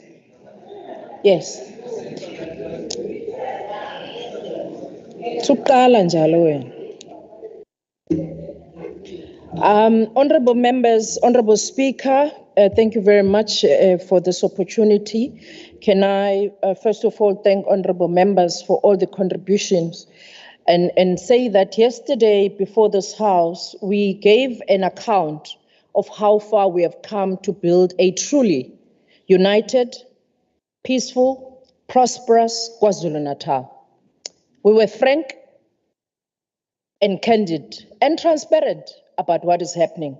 We acknowledged the challenges and shared our vision as well. We are correct to say we shared our vision of this province because the ANC has got the vision. Let me say this, honorable members. I don't understand. When you are debating here, you say the ANC is failing, the ANC is doing that, but you're saying I'm campaigning when I'm saying the ANC has delivered, as the MEC has just said. I mean, when should I say it's the ANC has done it? When should I say it's not the ANC? Because it's the ANC policies that has made me to stand here. It's the ANC policies that I'm talking on because the manifesto of the ANC is what the people of KwaZulu-Natal and South Africa voted us to stand on. And that's what we are reporting on. And I think it needs to be understood in that context. Ngoba abantu bavotela u-black, green and gold bahlonishwa, unfortunately. Ngiyafisa ukusho ukuthi in the last 30 years in Perpetua, it's really unfortunate, and I would really plead with you to read the speech. I balanced the speech by saying it was men and women of this country, of this province, both the ANC and IFP, amakhosi, abefundisi, civil society. I never said it was the IFP. That is why I even said to Abanya Bahlonipha yesterday, if you know Nembeza, then Unembeza wako let it eat you. Because I didn't say Guti who killed who. And it's clear that unfortunately, I cannot be held accountable for that. Honorable members, I think it's important as well to say that, Honorable Kaluza, thank you for raising these matters, because I think kubalulekile ukuthi siqhubeke nokuhlonipha indlu. Ingakho izolo mangikhuluma ngibonge neqhaza likamntwana uShenge ngoba if ngabe ubeka khona izinto ezenziwa amabutho ukuthi zingayihloniphi i-national anthem, he would have stood up and he would have reprimanded those amabutho, because that's what the leader he was. And we acknowledge that even in my report yesterday, I acknowledge iqhaza lakhe, because I know, and I'm not going to hide it. Ubesho njalo ukuthi uyi-ANC. Uyena owayesitshela ukuthi African Union inkosi King Dinizulu uyena wahamba wayonikeza blessing to the African Union and to the ANC, and that is history. History does not have blank spaces, unfortunately. Honorable members, ngiyacabanga ukuthi kubalekile ukuthi when we contribute, we become honest to the communities, but also kubantu balapha KwaZulu-Natal.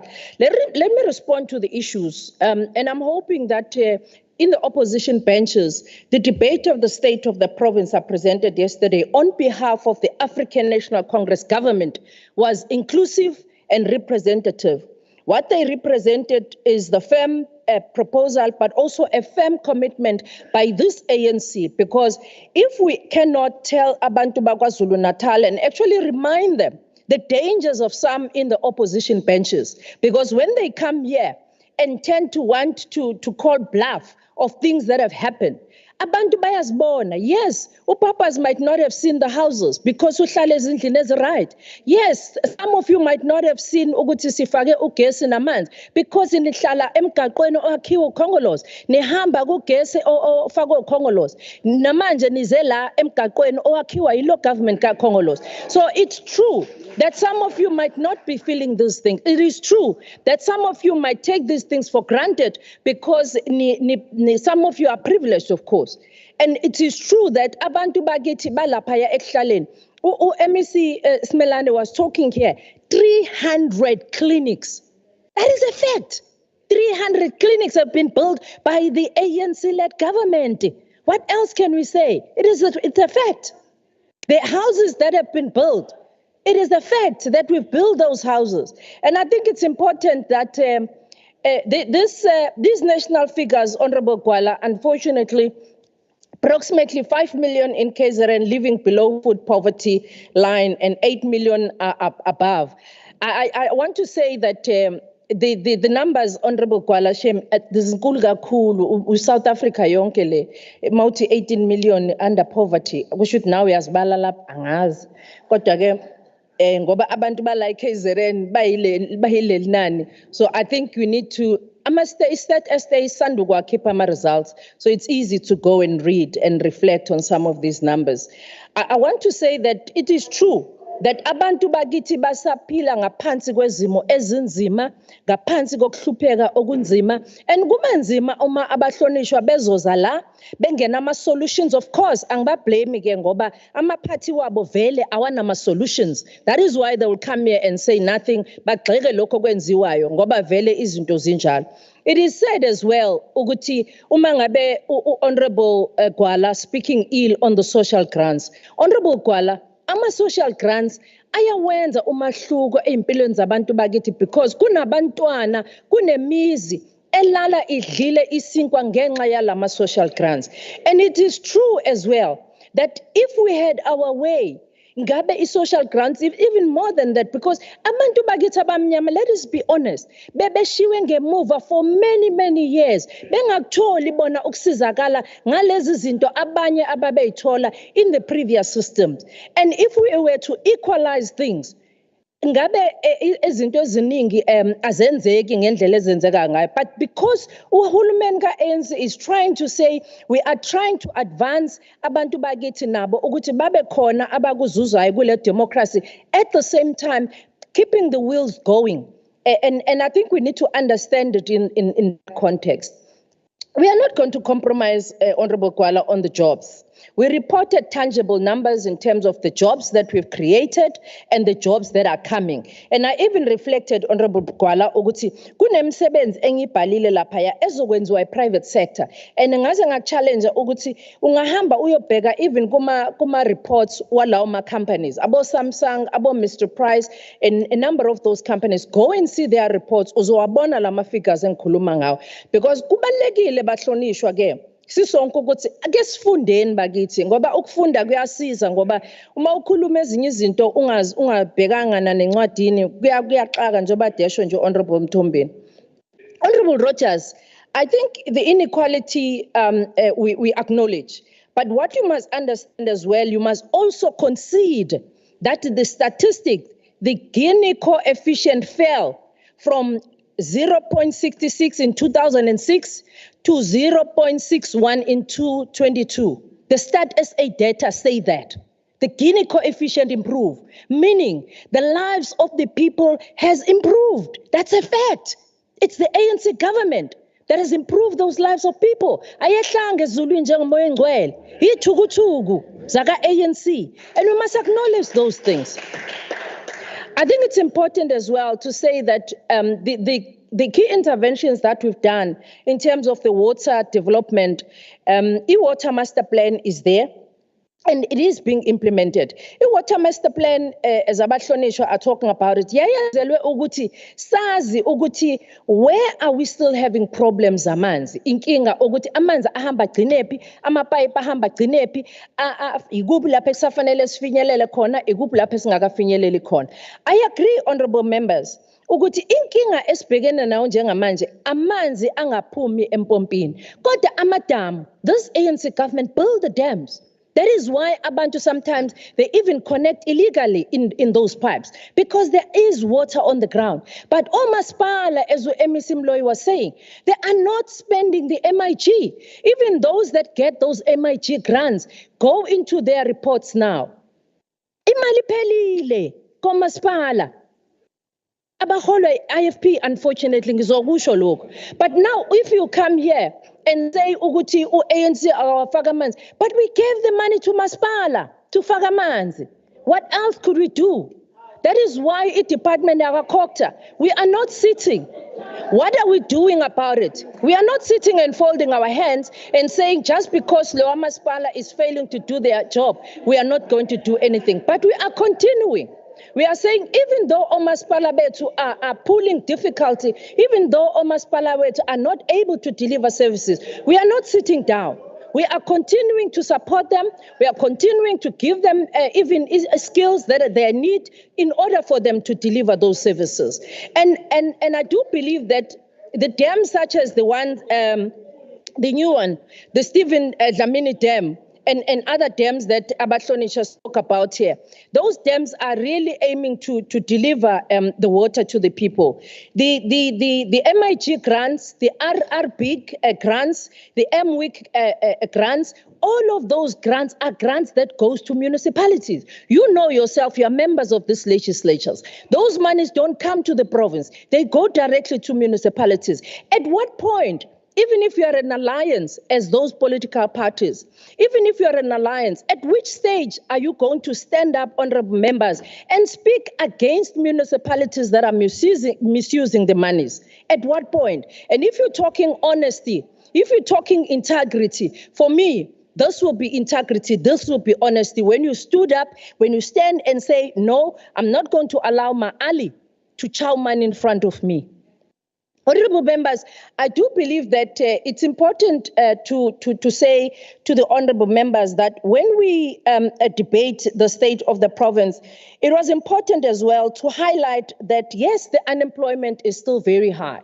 Yes, we are concerned that we need to do more in order for us to attract more investment, but not just attract investment, get abantu bakithi ukuthi bazakhele awabo amathuba omsebenzi ngokuthi sibaxhase ngeimali njengoba uHonorable Mthombeni kade esho la ukuthi sibaxhase ngalezi imali ukuthi benze ama-tuck shop, sibuyise ama-tuck shop wabo abuyele kubona.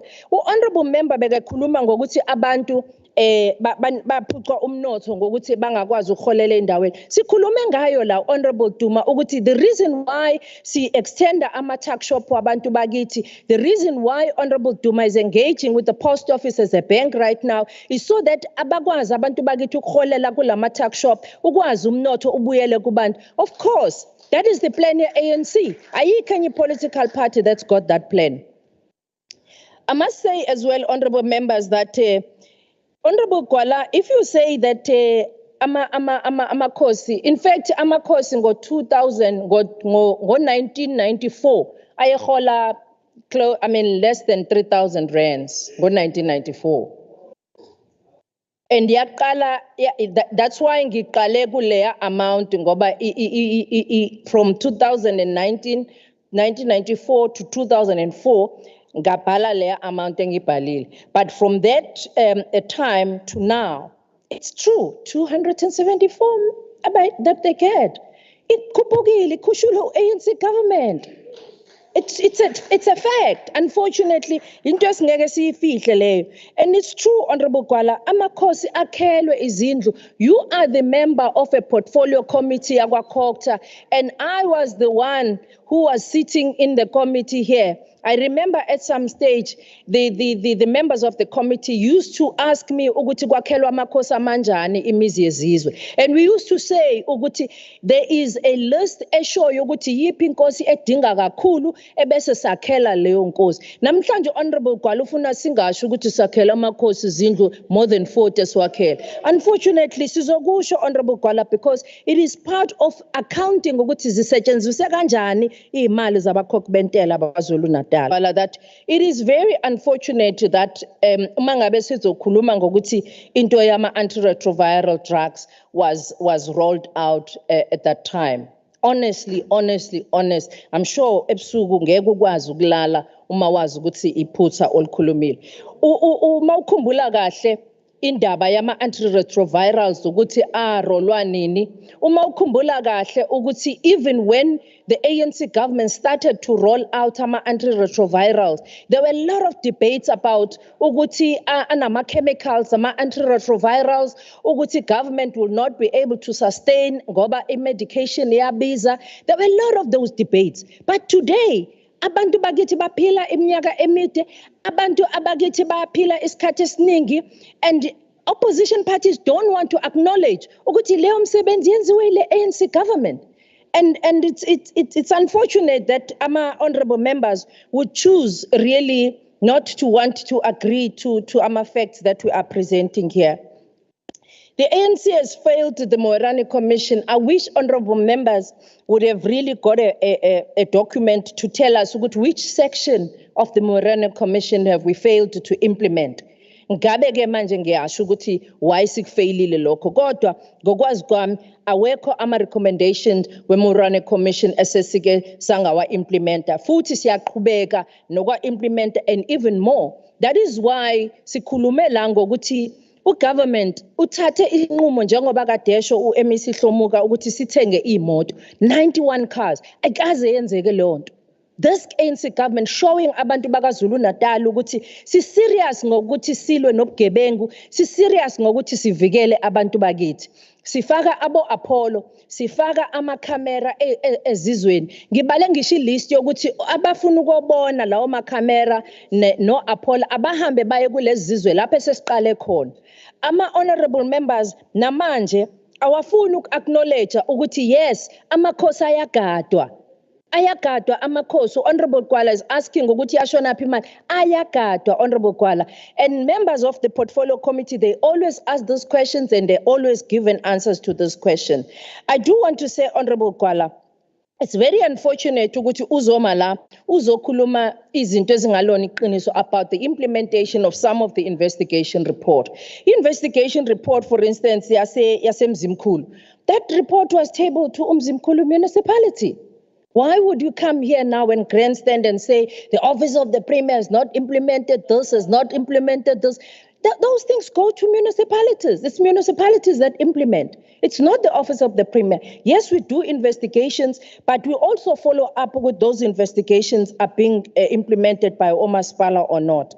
Umpai housing project, you come here again, a broken record, which you can't even sustain. Even in reports, we said, go to reports, go to AG report, go to any report to find a finding that say kunemali ye disaster eyalahleka.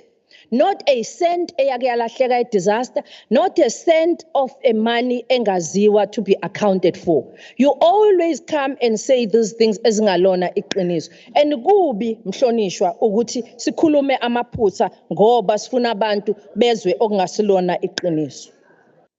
I do want to say as well that uma ngabe sikhuluma ngama project, honorable members and honorable speaker, the members, you know, there was a member of Umgeni, a small municipality, le AG, ete umangele, because there's so much money that they can account for.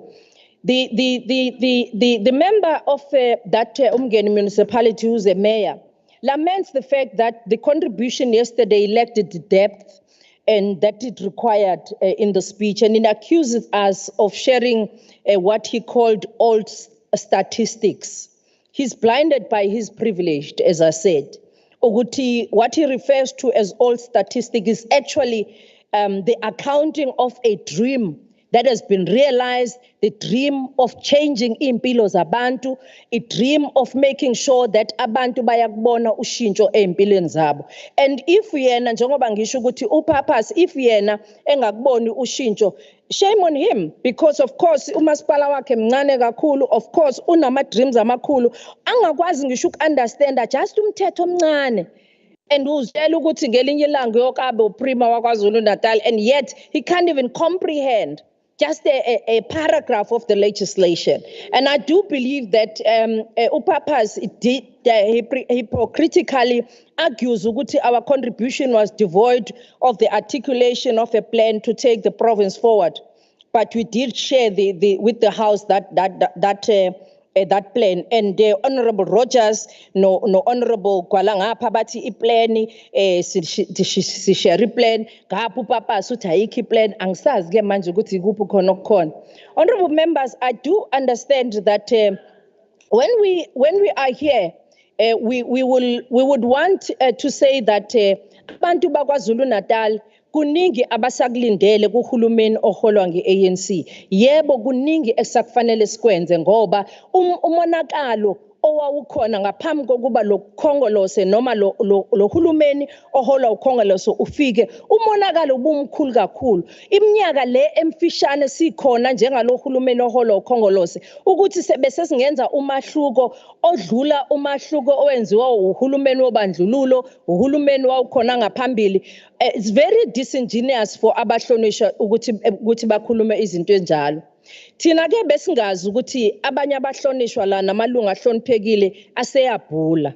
Kodwa ke phela ngoba ama-elections ke mningi imikhuba eyenzakalayo during elections, asazi abahlonishwa sebeyabhula ngoba napho sebebhula nanokuthi umsebenzi esiwenzile bekungafanele ukuthi wenziwe i-ANC-led government, bekufanele ukuthi wenziwe umoya engcwele. Kodwa ke singakusho la ukuthi u-ANC-led government has delivered. And I do want to welcome a leader of government business who's also the ANC chairperson, Honorable Gwala, that indeed you are correct to the point that we need to elaborate on the interventions that have been done by the ministers and the MECs. And this will be done as well as we continue to further elaborate on the work that we are doing as this government. Small businesses, siyaqhubeka nokuthi siwaxhase. Ngiyafisa kodwa ukusho kulendlu ehloniphekile speaker ukuthi Honorable Rogers makakhuluma ngokuthi akamazi uEnzo, ngiyamxolela ngoba akayihambi imhlangano yomphakathi futhi akaze ke awubize nomhlangano womphakathi ngoba ukuba uyawazi imhlangano womphakathi akekho umuntu uma ungasuye emphakathini ungambuza ukuthi ubani uEnzo, akekho ngeke akutshela ukuthi ubani uEnzo. Of course ke uzokwazi lo mndeni lo ozowazi Honorable ngoba umane nje wawutomula lo wamndeni okade ukhuluma ngawo. Siyafisa futhi Honorable Twala ukusho ukuthi ama victims of ama floods akekho ama victims kwabanye omasipala except for awaseThekwini asahlala kuma mass care centers. And yes, kulawa awaseThekwini uzobona emasontweni amabili amathathu azayo ephuma nawo kulawa ama-flat ahamba ayongena ezindlini ngoba siyawenza umsebenzi wokwakha izindlu. U-Honorable ukhuluma ngokuthi uZikalala wakhuluma ngama-transit camps, but akasho ukuthi nanku unkanku phela wenziwa yaqedwa i-transit camp ababehlale becula ngayo njalo la. Akasayisho umhlonishwa ukuthi hayi sayibona nenkanku ayinhle kanje yama-flat abantu bakithi bahlala kamnandi khona. Yes, it is true. It is true ukuthi you would have problems ebhedlela, you would have problems amanzi ema-clinic. But what we have done as this government, MEC came with a plan yokuthi akwakhiwe ama storage tanks in each one of our clinic, even kwamanye ama hospital, even generator kuma hospitals even before load shedding intensified, and that plan was to alleviate the problems so that mangabe kunenkinga yamanzi sikwazi ukuthi isibhedlela siqhubeke si-operate. But again, i-problem esibhekana nayo inkinga esinayo yomasipala abangakwazi ukusebenzisa imali ngendlela okuyiyona ugovernment abanikeze yona. Ngiyafisa ukuthi ngelinye ilanga ngoba ishaya umthetho le ushawe umthetho kulendlu ehloniphekile ukuthi imali enikwa omasipala ake yime manje okungcono ke si-implemente thina lama project wamanzi nogesi ukuze sibone ukuthi uma inikwa thina le mali eprovinsini ngeke yini si-implemente kunokuthi imali idliwe iqedwe ungenziwe umsebenzi wabantu ekufanele wenziwe. Umlazi is the highest, Honorable Shinga is saying Umlazi is the highest on crime and other areas. Yes, it is true. But Honorable Shinga, I do wish ukuthi nawe acknowledge umsebenzi omuhle ewenziwa ngamaphoyisa. Wagcina nini ukuzwa cash in transit? Because amaphoyisa ayabopha. Wagcina nini ukuzwa ukuthi igebengu ziyatanasa ziyayihambela endaweni ezithile ngenxa yokuthi amaphoyisa ayasebenza ayawenza umsebenzi. Kubalekile ukuthi amaphoyisa sisebenze ngokubambisana nawo, but also acknowledge umsebenzi omuhle awenzayo because nawo angabantu, by the way, nawo arista impilo zabo. And you remember ukuthi mangakana namaphoyisa that have died while trying to protect us. And you remember ukuthi if our own people would also play their role in terms of ensuring ukuthi we fight crime, a lot can be done. Honorable Magugu ukhulume ngo 29 years IFP when the IFP was in government, and I didn't want to go into that in my speech because again I would have been accused by members ukuthi ngiyabala okudlulile. Yingakho nje Honorable Gwala ngafunanga ukuthi 29 years IFP ayikhona yenza ngalutho ngimane ngabala lokho okufishane ngase ngiyadlula ngabala lokho go ANC government ngenzela ukuthi kubonakale ukuthi abantu baqala kulibona ilanga likhanya ngesikhathi sekukhona uhulumeni oholwa i-ANC. Honorable members, Honorable Phakathi, I want to thank you, Honorable Phakathi, for those contributions, but I also want to say, Honorable Phakathi, ukuthi ugovernment wethu i-office laga premier, i-office lagwa ComSafety namanye ama-office anabafundisi abaqashiwe full time who are pastoral abafundisi abasiza uma kuneyinhlekelele abasiza to intervene. So as government we took our own initiatives ukuthi sibafake kwi-system bakwazi ukuthi basebenze ekusizeni ugovernment with into zabo social cohesion nama-social ills nakho konke kufanele kwenziwe. And I do agree with you ukuthi abafundisi abezenkolo badlala indima enkulu emphakathini, and siyalibonga iqhaza labo silibalulile nayizolo salisho. Yingakho sithe ngaphambi koba siqale ishaya umthetho saba nenkonzo eyaba impumelelo ngendlela eyisimangaliso eyayinamabandla wonke sikhulekela iprovince yethu ukuthi ibe nanokhetho oluzobe lukhululekile, ukhetho oluzobe luluhle. Yebo kuyiqiniso as well ukuthi njengamanje onobhala njengoba kadesho uMEC onobhala bahola imali abangakaze baze bayihole onobhala bamakhosi. Kuyiqiniso futhi ukuthi nawo amakhosi uyaqhubeka umsebenzi wokuthi empowerishwe ngama programs ahlukahlukene, but ke njengohulumeni oholwa ngo-ANC uneplani lokuthi abantu bakwaZulu-Natal sibasuse manje lapho bekhona sibabeke kwenye iplani enhle nengcono, ngoba iplani yethu esikhulume ngayo ka next 30 years ikhombisa ngokusobala ukuthi it's only this ANC led government that can put a plan ekwaziyo ukushintsha impilo yomuntu, whether umuntu omnyama noma umuntu opink noma umuntu onjani, uyakwazi ukhongolose ne government yakhe ukushintsha impilo zabantu bakithi ukuthi zibe ngcono. And ingakho ngiyafisa ukuthi abahlonishwa bangaphatheki kabi ukuthi sikhuluma ngo-ANC. It's an ANC government and I am the ANC person because I've been put here in the list of the ANC by my ANC leadership.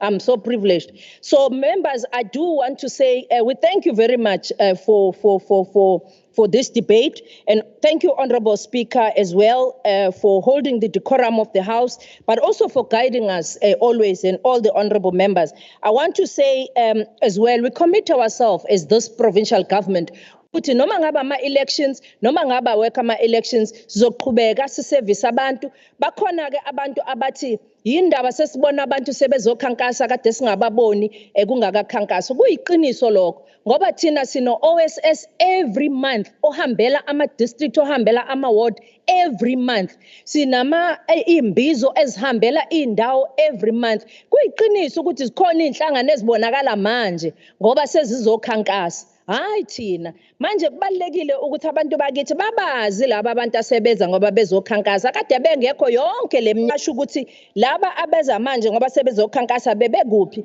kodwa noma sebefikile bababuza ukuthi ke njengoba sebezokhankasa ke yini abayenzile, yini bazoyenza kanjani ngoba bahlonishwa bamala bathi iplani asiyazi izo implementwa kanjani. Nampa nje abahlonishwa bamile phambi kwenu bakhulumile futhi sazokhuluma nangama budget ukuthi le plan sizoyi implementa kanjani, and sizoyi implementa ngoba kuthina okubaleka kakhulu ukuthi sibone impilo zabantu bakithi, sibone impilo zolusha lakithi, sibone impilo zabantwana bethu abayothi kusasa. Yebo, abazali bethu kulowa hulumeni wawuhola ANC sayibona impilo zethu zishintsha, sabona amagalelo enziwa ngobuholi bakaKhongolose ngesikhathi uhulumeni kaKhongolose ukhona. Yebo, sisazoqhubeka futhi simthembe uKhongolose ngokuthi akwazi ukuqhubeka nalama plan aqhubeka ngawo wokwenza impilo zabantu bakithi ukuthi zibe ngcono. Lokho bahlonishwa akukhona ukucampaigna, lokho kukhuluma iqiniso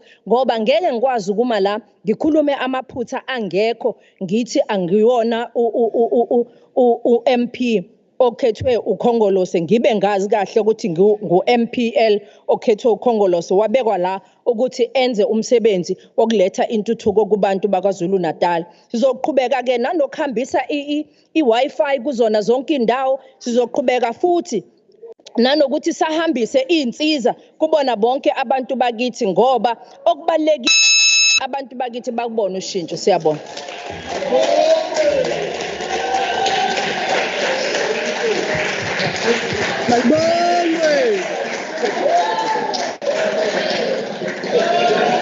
Thank you, Honorable Premier. Honorable Premier, siyabulela. Honorable members, from both sides of the House, we want to thank you once more for how you've carried yourselves during the debate. The guests at the gallery, you have been too beautiful. You never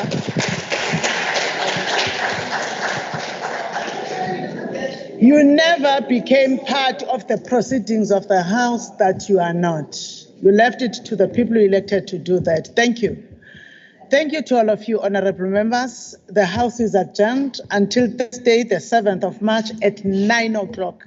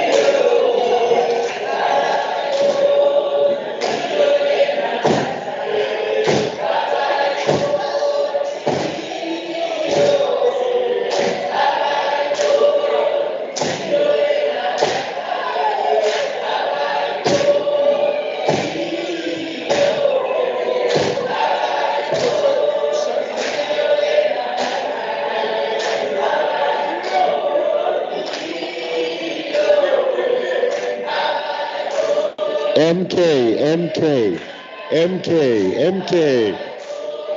Where's all the MK supporters?